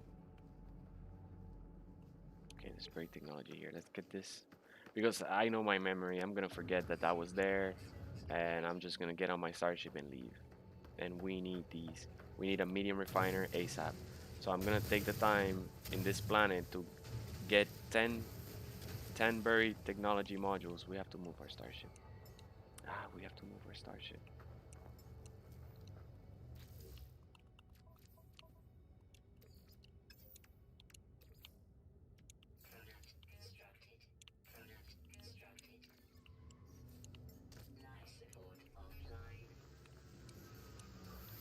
Alright, there we go.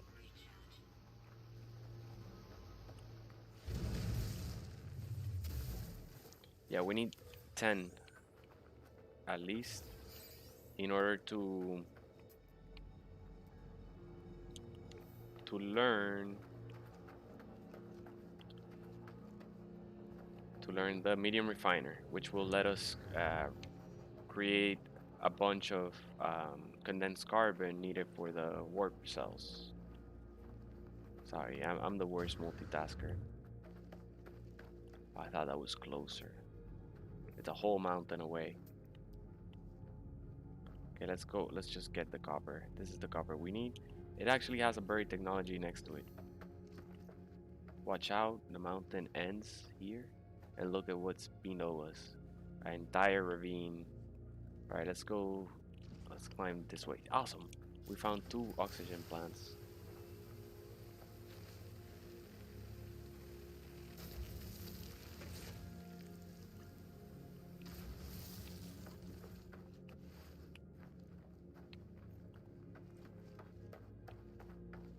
And another.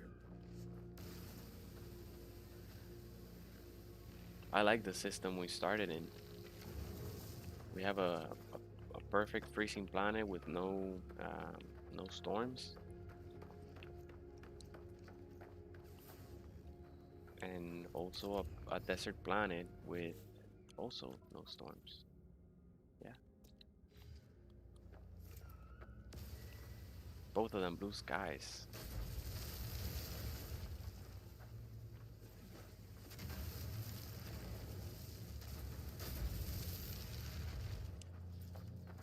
Right, here we have another buried module. Ah, this one's buried deep.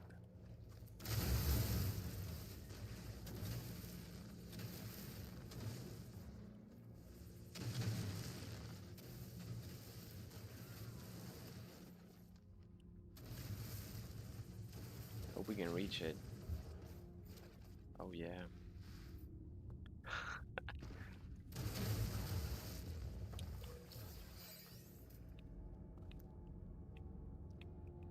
Alright, let's go back and get that copper.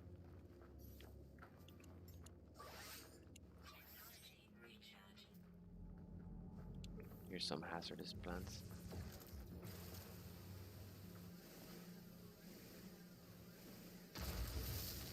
There it is.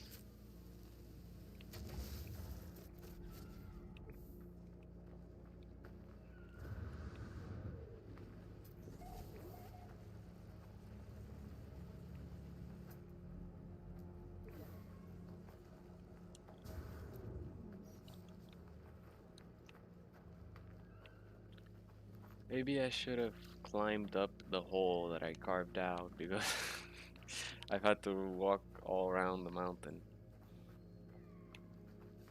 Ah, here's another one.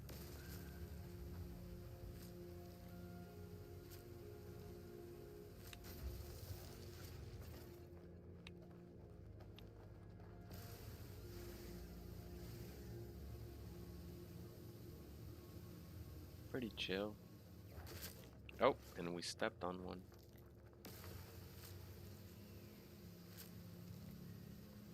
Alright, we have plenty of oxygen.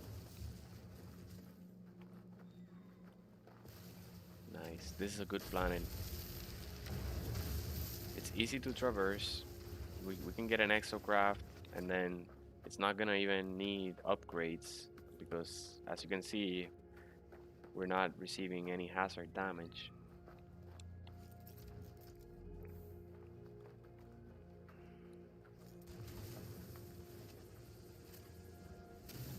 Alright, let's have that.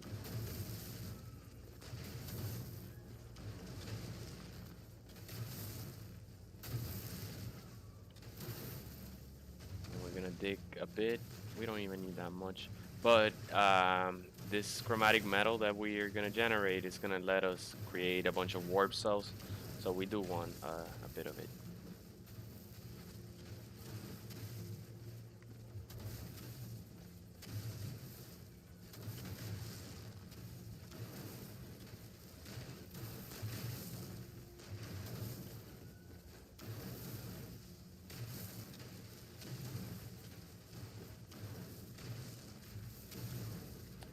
Let's take advantage of the time.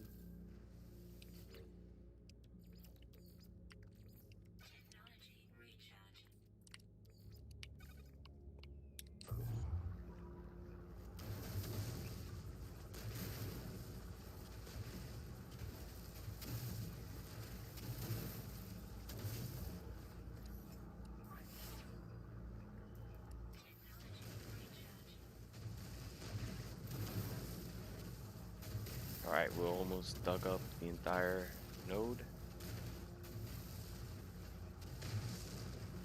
I think they upgraded this beam to make it faster to dig these resources out. I really appreciate that. It used to take a long time. But look, that beam is just going. Yep, just go dig it out.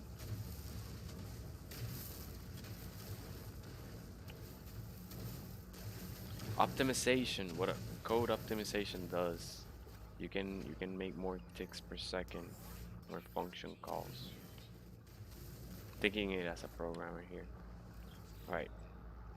I don't know, maybe that's it. Maybe that's how they did it. Probably. They optimized the methods.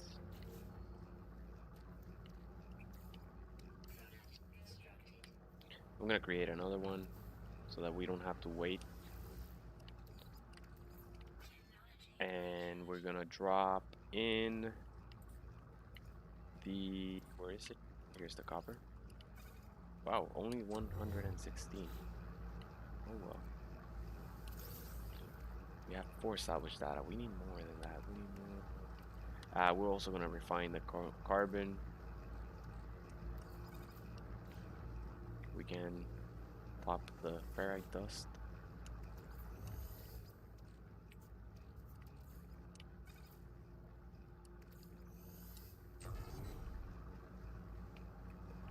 Alright, let's see if we have enough for a base computer. We do. Let's do this fast. I want to get out of this newbie phase. I've done this so many times. Alright, so we claim the base.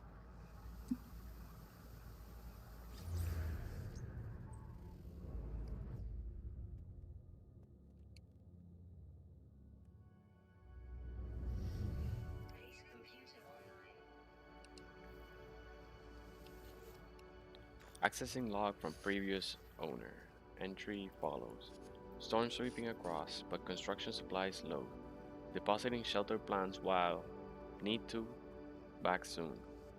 We extract the shelter plans. Alright, so let's build a small shelter.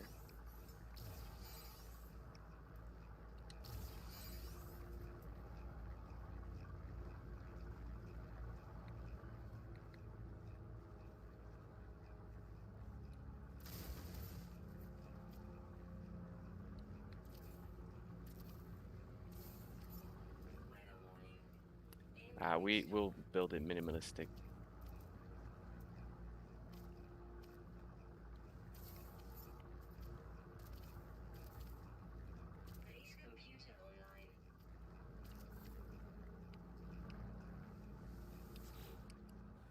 Alright, accessing log. Entry follows. Construction largely a success. Recover salvage data from nearby. Plans logged. Scans indicate additional subterranean devices. Alright, so we have to scan for subterranean berry technology. We're gonna find the ferrite dust here. Storm coming. Well, storm going on right now.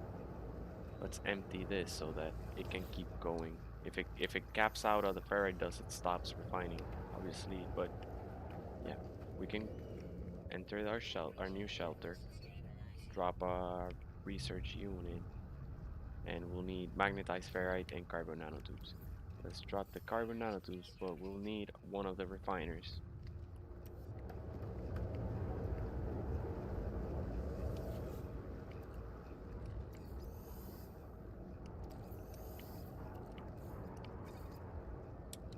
Alright, let's go. Quick.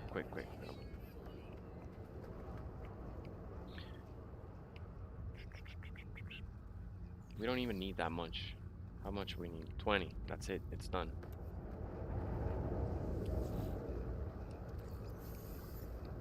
Let's let it go. Let's just keep going. I don't like that placement. I like it like this. Analysis Unit Online Diagnostic Suggestion. User should recover salvage data from buried technology. Alright, let's research buildable technology. Let's unlock the teleporter. Let's unlock the bioreactor.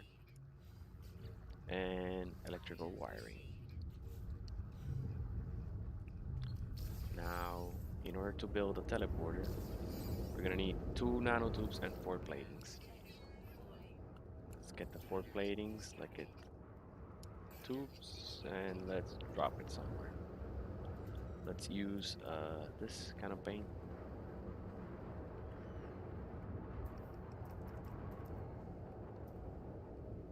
And then we can put it right here next to our base.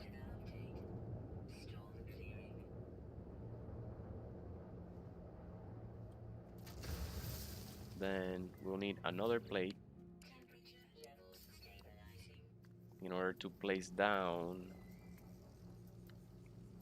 the biofuel reactor. We'll need more oxygen than that.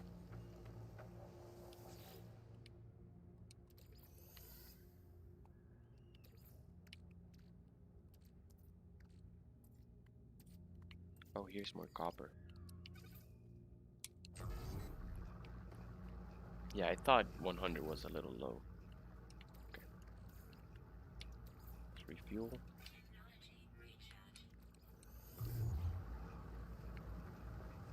This one's probably low on fuel.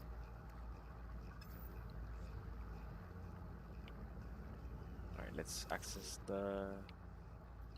Oh, we have to name it.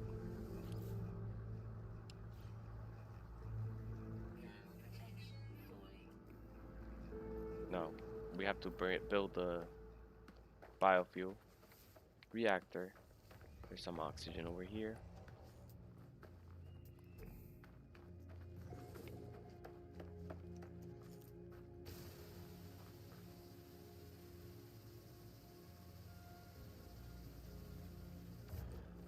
Alright, I think there's another one.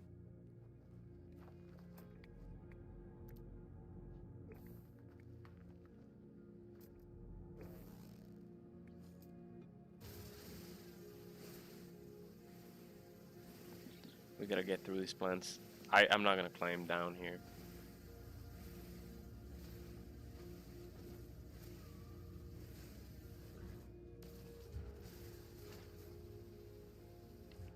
Alright, we got plenty of oxygen now for our biofuel reactor.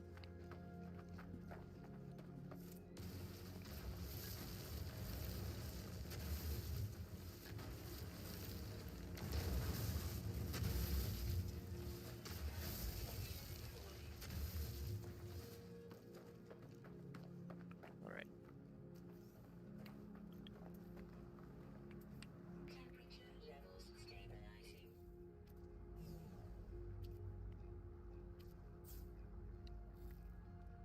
Alright.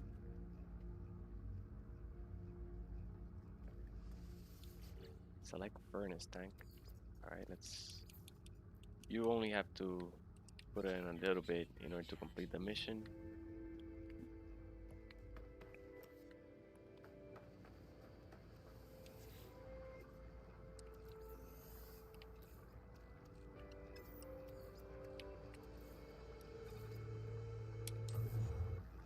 Alright, let's condense the carbon. Alright, that's still going.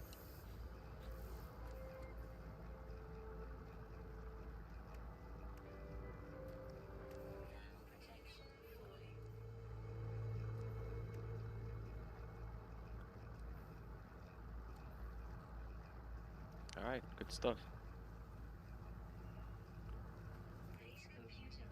I'm very aware that I'm running low on oxygen, so but at this point we're sent to the space station. Scanner detected, unusual broadcast repeating from the space station. And if archive records interrupted, base computer archives have reached their end. It seems there is nothing more I will learn from them. My predecessor appears to have left their base and headed to the space station. Alright, let's follow them.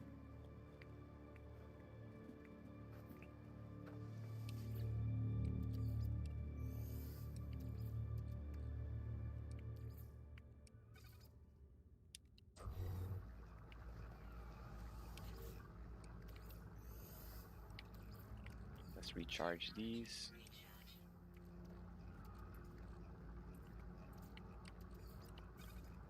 So that we can leave them processing while we go to the space station.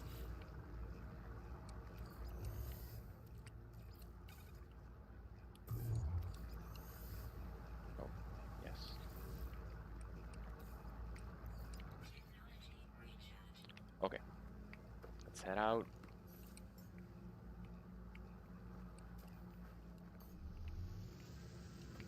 Oh, nice. That's a lot of sodium over there. But we're about to hit the space station, so it's not going to be an issue. So we have nothing to sell to the space station.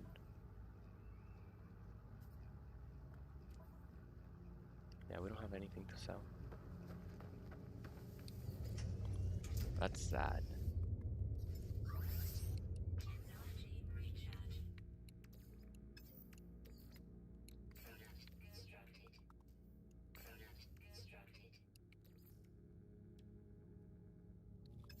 How much dehydrogen we have?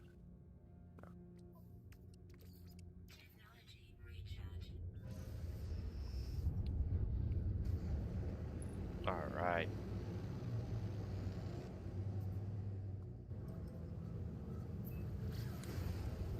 So no upgrading the exosuit, no buying upgrades. Um, the one rule I want to change is the one that is the staying with the starter ship. I like the idea of no upgrades to your starter ship, but I want to buy a shuttle and make it even more challenging because the fighter is kind of maneuverable, but the shuttles are really lazy, like clunky and slow and hard to maneuver. They don't have the best shield or the best damage output. So it's even gonna be even more challenging fighting pirates then. But yeah, we're gonna buy C-class uh, starships, and but they can be any. They can be any. We can buy multiple starships. It doesn't matter if they're a shuttle, if they're a explorer, if they are a fighter, if they're we can buy them, but they have to be class C to keep them like weak and challenging. But that way we can dedicate and have one spacecraft for hauling. That's gonna be really useful because the challenge having no upgrades to exosuit or the starship capacity, inventory management is going to be very difficult because of the limited capacity. So having those different starships and the freighter itself in order to manage is going to be very helpful. All right, so now we're arrived at a space station for the very first time. I want to check what is available for purchase. Chromatic metal. Already we found chromatic metal vendors. Awesome. I also noticed that they sell paraffinium, and that means that we can build exocraft later. So let's see what is sold on this other side. And the other thing we have to do is talk to the alien. So we can go ahead and talk to this guy. Although he's having a good time there, sitting and chilling, so let's leave him be. Let's talk to these guys that are already busy. Let's not interrupt the guy that's not doing anything. Let's interrupt the ones that are busy trading and selling. That's not All right, so the alien's elegant metallic shell springs to life as I approach. They study me, lights flashing around their visor. Perhaps they know something about the messages left at the base computer. I asked about the number 16. A glazed look passes over the iPhone's life visor. How do you know that it's a glazed look? It doesn't have eyes. It's just machine. It's a piece of hunk of metal right in front of you with blinking lights. How can you tell a personality from a blinking light? All right, regardless, the number has had some strange effect on them. They seem reluctant to speak further. All right, don't talk to me. That's fine. What do they sell? They sell magnetized ferrite and they sell uranium and pyrite. Oh, we found the perfect system. This is amazing. Because both of those are starship fuels, one for the launch thrusters and one for the for the pulse engine. I repeat the number 16. We are watching you, traveler friend. Though the alien speaks, the words are not their own. A string of code is echoed back through me through a red glare logged directly to my exosuit. The crimson light fades away. I see the life form staring at me, though its visor, through its visor. Whatever has happened, they do not appear to have seen it. I should leave. Perhaps my base computer would be able to make something of this code. Okay, back to base. We have nothing to sell them, so we have no units. I can buy batteries, but I rather buy life support gels.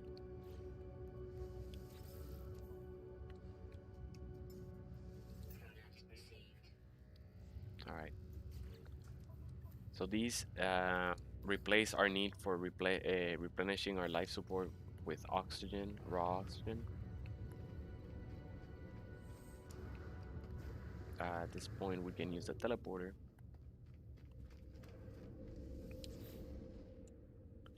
Killer Caritas, welcome back. It says, "How often do you stream? What times are you on?" All right. Good question. I want to stream at least 3 days a week, maybe Monday, Wednesday, Friday, after sometime after 5 p.m. around. Let me just say like 7 p.m. Eastern time. And then on the weekends, I may stream varied. So this one we're doing a bunch of streaming, but I don't know next weekend what is. But yeah, at least those 3 days will be after. But it's really hard to stick to a specific schedule just because my work, I'm a programmer. Sometimes they require me to jump on, and very often like I'm working extra hours after 5, and sometimes they need help on something. Someone's also putting in extra hours, and they call on me to help out on something. So I have to like be able to drop whatever I'm doing and and help out during the week. During the weekends, we're aiming to require less work, and therefore I can more consistently stream on weekends. But at the same time, as you can see, I'm using that time to catch up with life and everything if we're working hard during the week. But yeah, um, I'll try to be more consistent there and try to establish a consistent pattern.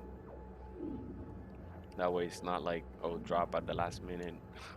Suddenly you get a notification. And but yeah, I at least I appreciate you guys coming by, yeah, dropping in whenever you can, and share, spending some time here. It's all for fun.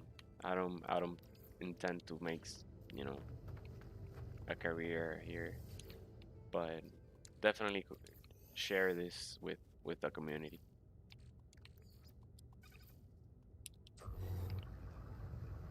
I don't know. I just have more fun if than if I were playing alone.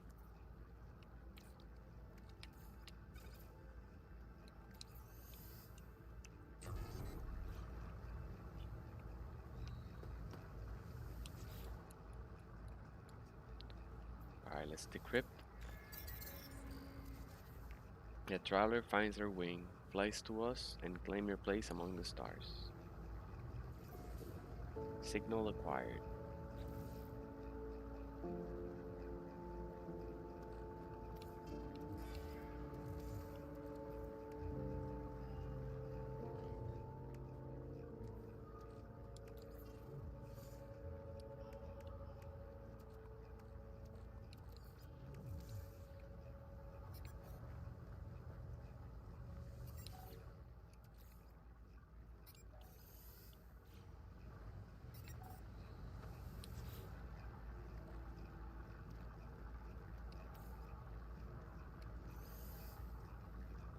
All right, so we have some resources refined.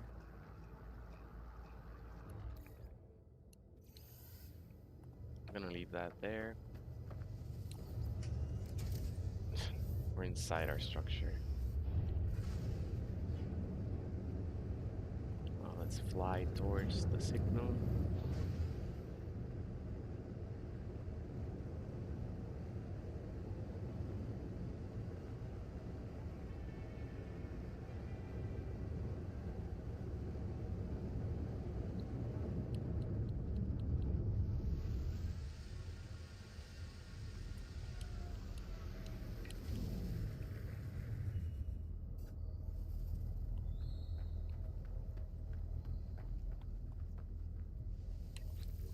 All right.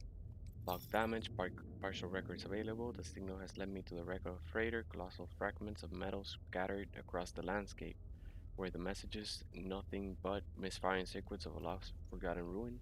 Nestled among the debris, I find the pilot's log, blinking, awaiting input. I request the log.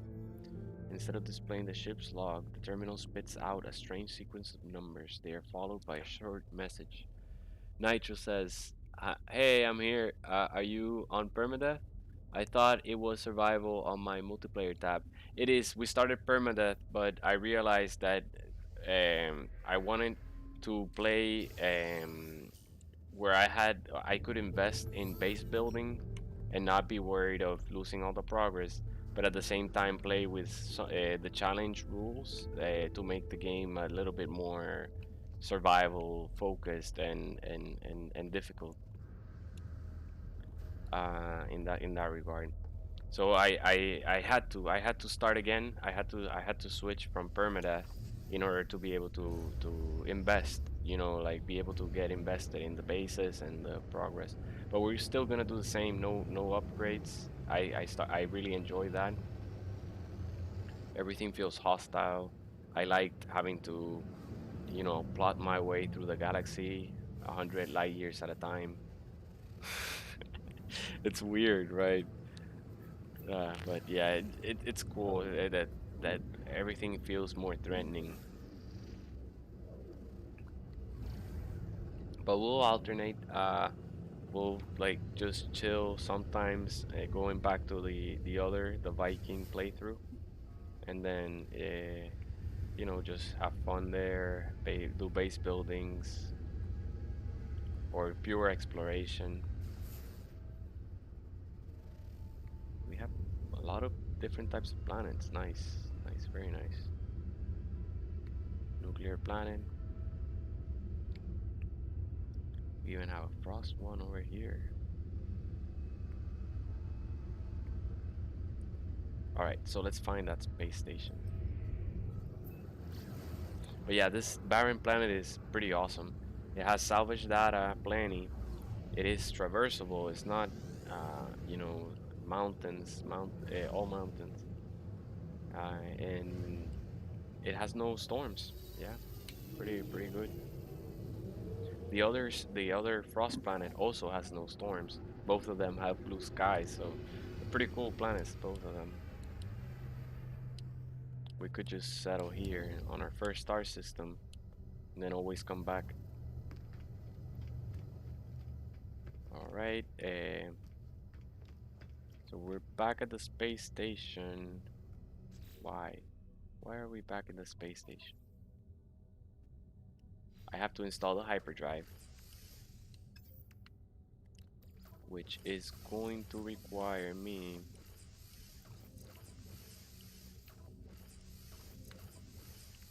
Let me move these over.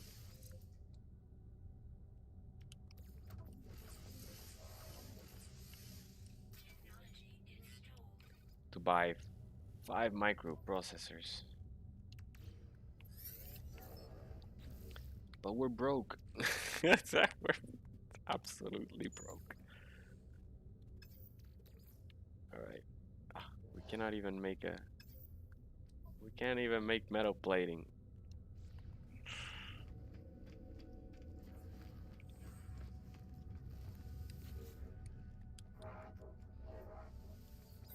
All right.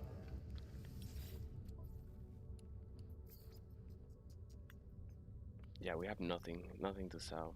Oh, we can sell salvage data, but it's not enough even with that. I'm gonna buy ferrite dust.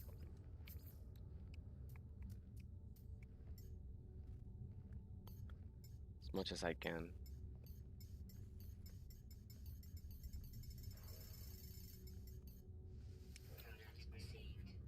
Nitro says, earlier today I had never really left Oakland, and now I'm in Ikyogmakto, the 6th galaxy, heading to the 10th Asetam. Nice. Can you by any chance accept stasis devices from me? I don't know the rules. Yeah, we're gonna avoid economy crashing and forcing because of that, just to make it challenging. But thank you so much for offering and very generous. Oh, look at this explorer. Ain't that the most awesome explorer? We're probably gonna use that, change to that ship soon. We can buy. We can. Okay, so the rules are no upgrades, no upgrades, no economy crashing, no scrapping ships for nanites, no portals, no purchasing multi tools, no changing multi tools, and yeah, yeah, just the no upgrades is a lot because everything is like animals can one shot you, a sentry can one shot you, a sentinel, the large sentinels.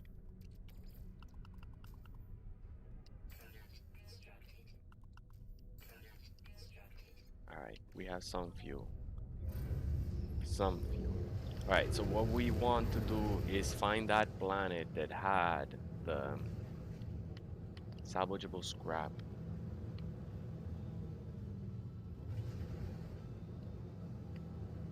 This one.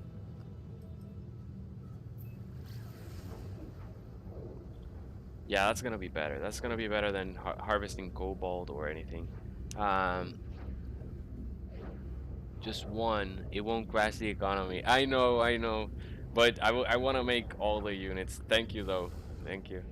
Uh, it would give us a big head start. I understand. Um, at least not so much a big start, just one stasis device, but it does kick us in, and this is kind of like a milestone on its own, getting your first few units. So we're gonna explore this poison world in order to get some salvageable scrap. Hopefully we don't die here.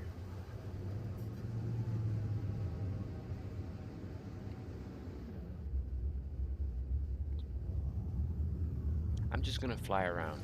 I'm gonna pick my landing spot. Let's find one of these structures, not a hollow terminus. Maybe like a shelter. Yeah, like a shelter. I'll show you why. Shelters always have buried technology in between them. You'll see. There it is. See? Right there. So if we stop by a shelter, we guarantee ourselves collecting one more salvage without going anywhere. That one had three. We can do a save point here.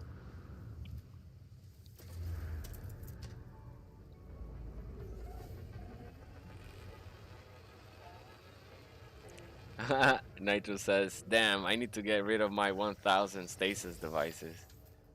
It sounds like a good problem to have, bro.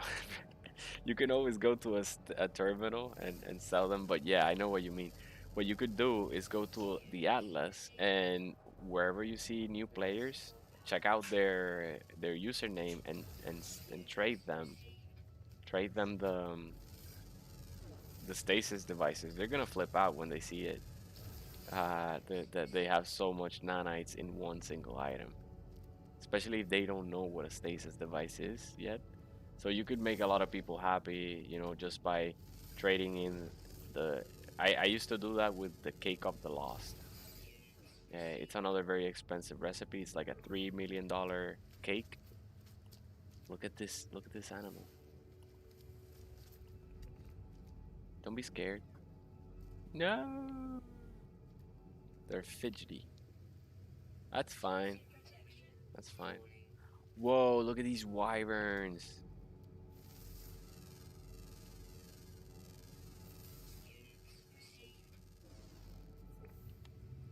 We're getting units from scanning now. All right, another one.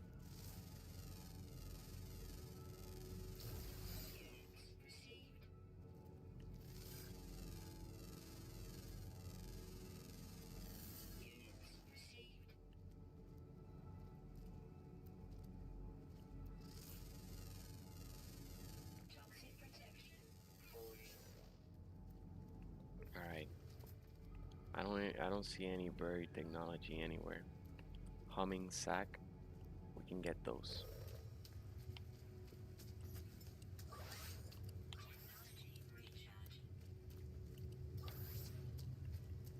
Whoa, hazard suit is way low.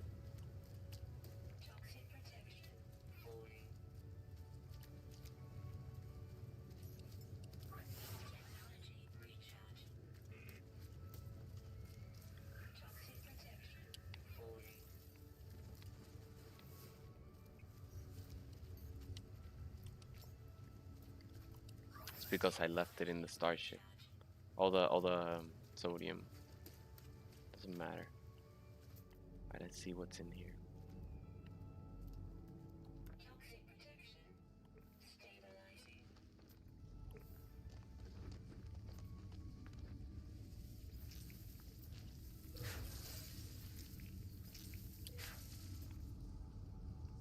Alright, we can explore this cave. Oh wow, look at this cave system.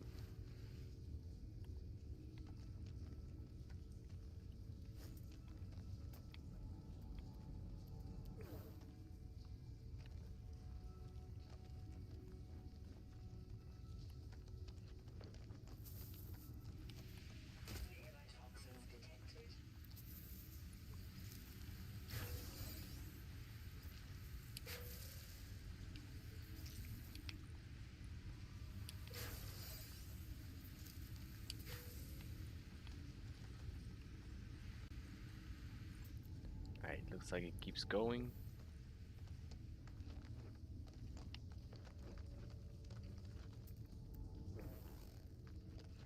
What is it, Mara?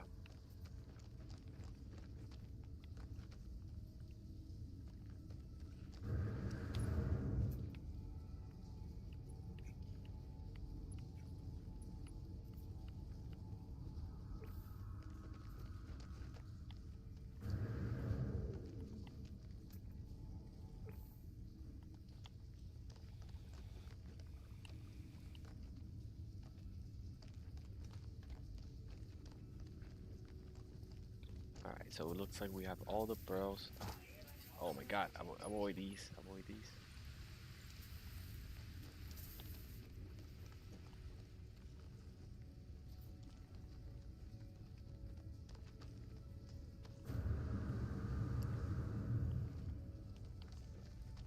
Alright, let's make our way back outside.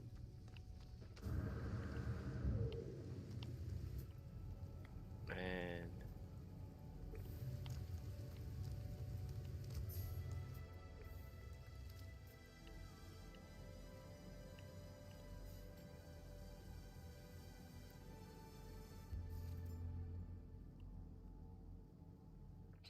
yeah, we're not going that far away. Alright, we got a bit of unit. Let's see how much worth we have. No, we still need more.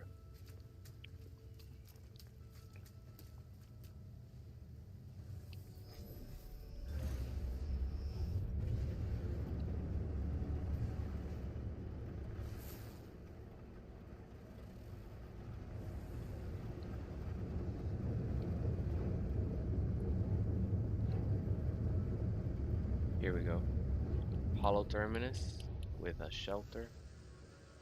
So it's free parking because it doesn't consume resources to land on these green circles. Therefore, we don't have to be running around looking for the hydrogen. It has a cave there. Looks like this one doesn't have buried technology. There might still be some nearby. That one's not far. We're gonna run and get it.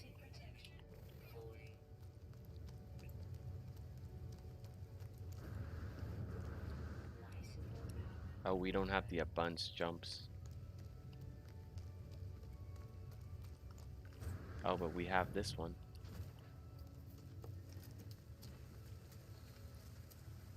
It drains our life support though.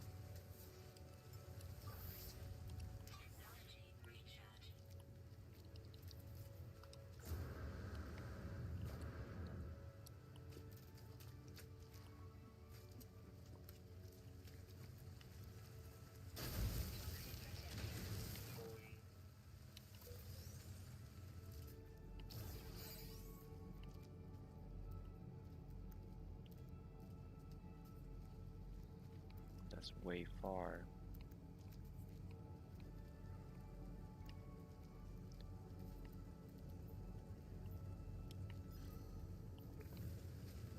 How many we have? We have 8. Awesome.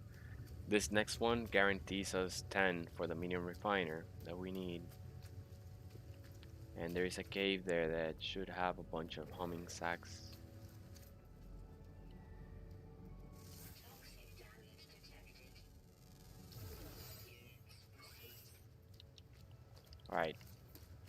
We gotta get back to our ship ASAP. I have no more sodium. Oh, here we go.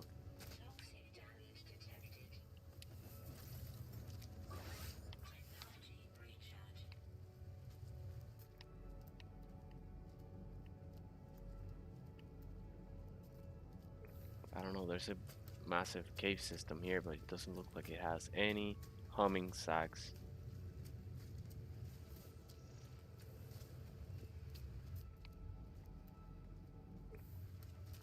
Maybe I just gotta get close.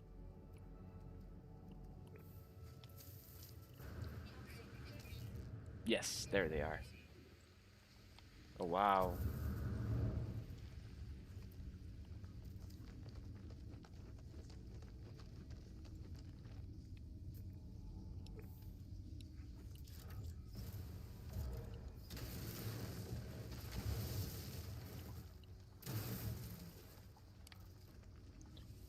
All this for 2 pearls.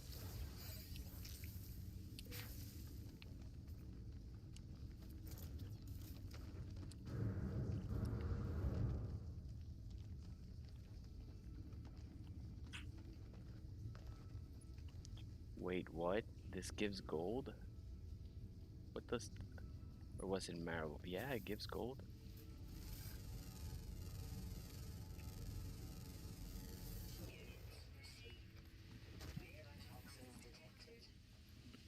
Ah, hazard plants again.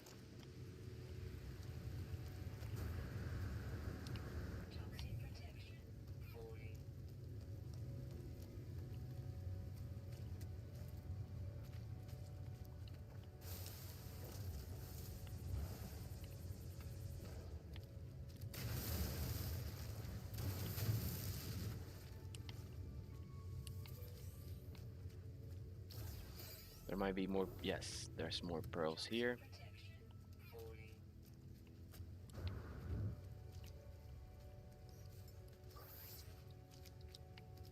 Let's get them quick because we're about to take damage.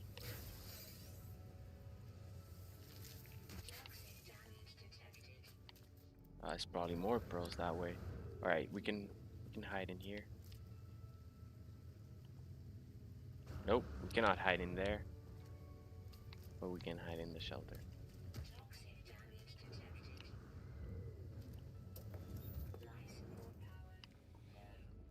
Also notice how fast it regenerates when you walk into one of these shelters.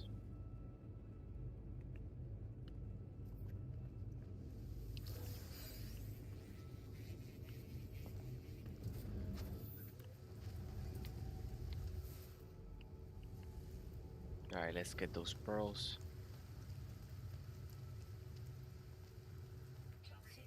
Yeah, there's a lot of pearls all around here.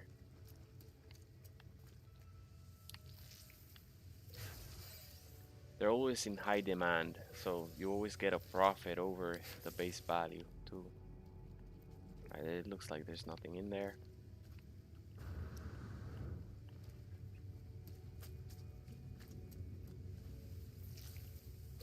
Nice, 4 more.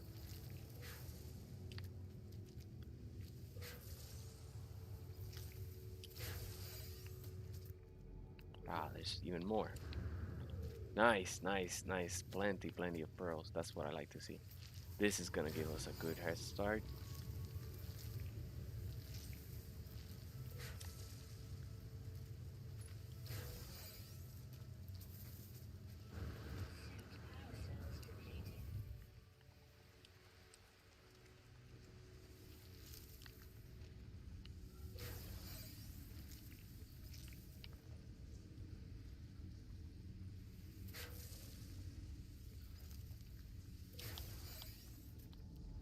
Yes, even more.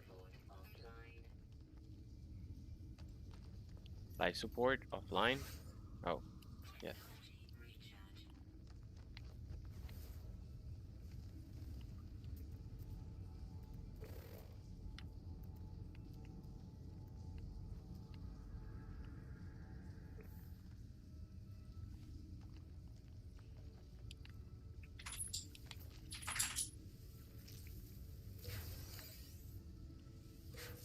All right. going.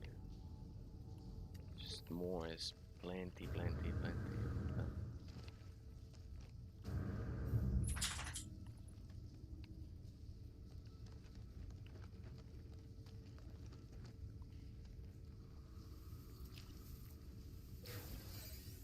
I know, Mara.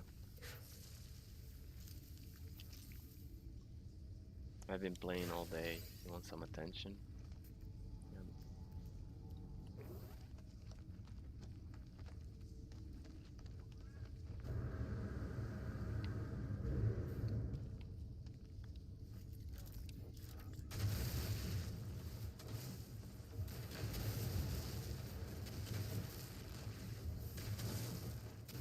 Nice.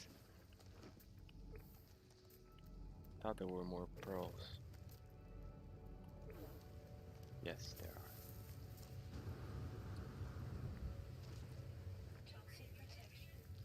are. I already collected these.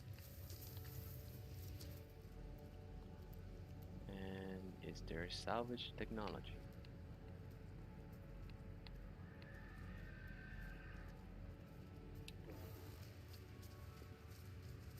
Awesome. Good stuff. Good stuff. Now we get the hyperdrive.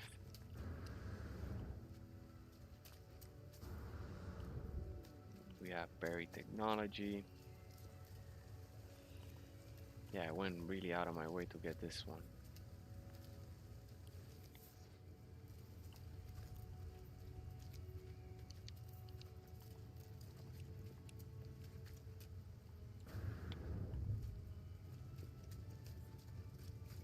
After we install the hyperdrive, we're gonna save at the station. And I'm gonna log out for today.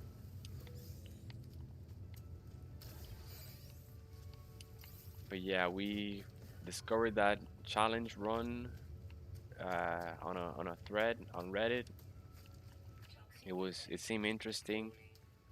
Today I started playing the challenge run in a permadeath environment, but I got to the point where the whole goal at this point was just warp driving to the center and just refueling antimatter. Everything else was discouraged because you the point was to get to the center as fast as possible. So why are you gonna be wasting time exploring planets and doing stuff that's not gonna get you towards the center? So all that got us towards the center was getting more antimatter made and just warp driving. So I said like I don't want to be doing that. Let me use the rules that I'm already enjoying, but in a way that doesn't just only encourage me to go to the center and warp drive the entire play through. So that's how we came up with making a survival playthrough so that I could do base building, exploration, and it's not just get to the center, but I can play with these difficult rules. It's more likely that I'm gonna die, I'm gonna be penalized for it, but I'm not gonna lose the entire progress put into the bases I build or the planets I discovered or the industrial things that I built. Actually, I'm encouraged to do those because since we're not gonna have economy crashing um, or things like that, we'll have to find ways to make resources efficiently and also not be wasting units or nanites on just random things. Um, Pirates are gonna be way more difficult, more challenging to fight, especially on dangerous systems that suddenly spawns like 7 of them. So that's really cool. But right now, what we're gonna do is sell all the resources that we just collected and use those units to buy microprocessors. Nice, look at that. So they're at 20% increase, almost 17%. We can sell this little bit of cobalt. We're gonna keep that salvage data. So let's go ahead and buy 4 microprocessors because we already have one. We can also buy all the iron batteries, all the life support gels. We're gonna keep these in the cargo.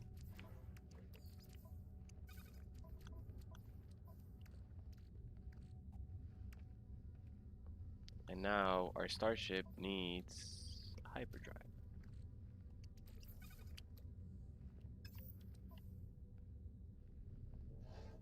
It already has one here. Right, all we have to do is put the microprocessors in and we're good to go. We have a hyperdrive without fuel.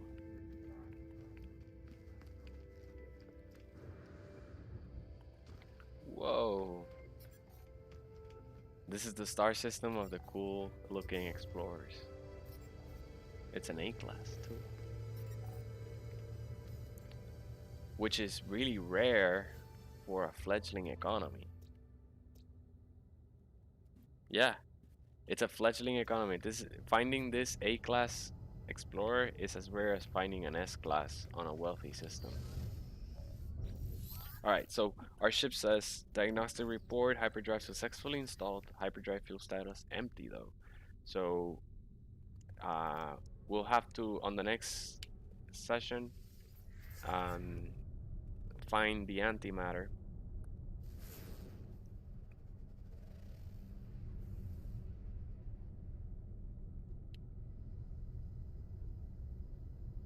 Yeah, I'm gonna save here though. So we're next time we're gonna go searching for antimatter and continue here. But yeah, this is gonna be a playthrough. It's kind of like an extreme survival playthrough. It's not a permadeath. Um, we still have the permadeath, but we're gonna use that one just to get to the center and get the Xbox achievement. But yeah, hope you enjoyed the stream. Thanks for tuning in, and don't forget to like, subscribe, hit the notification bell. But yeah, this is Tony signing out. I'll see you in the next one.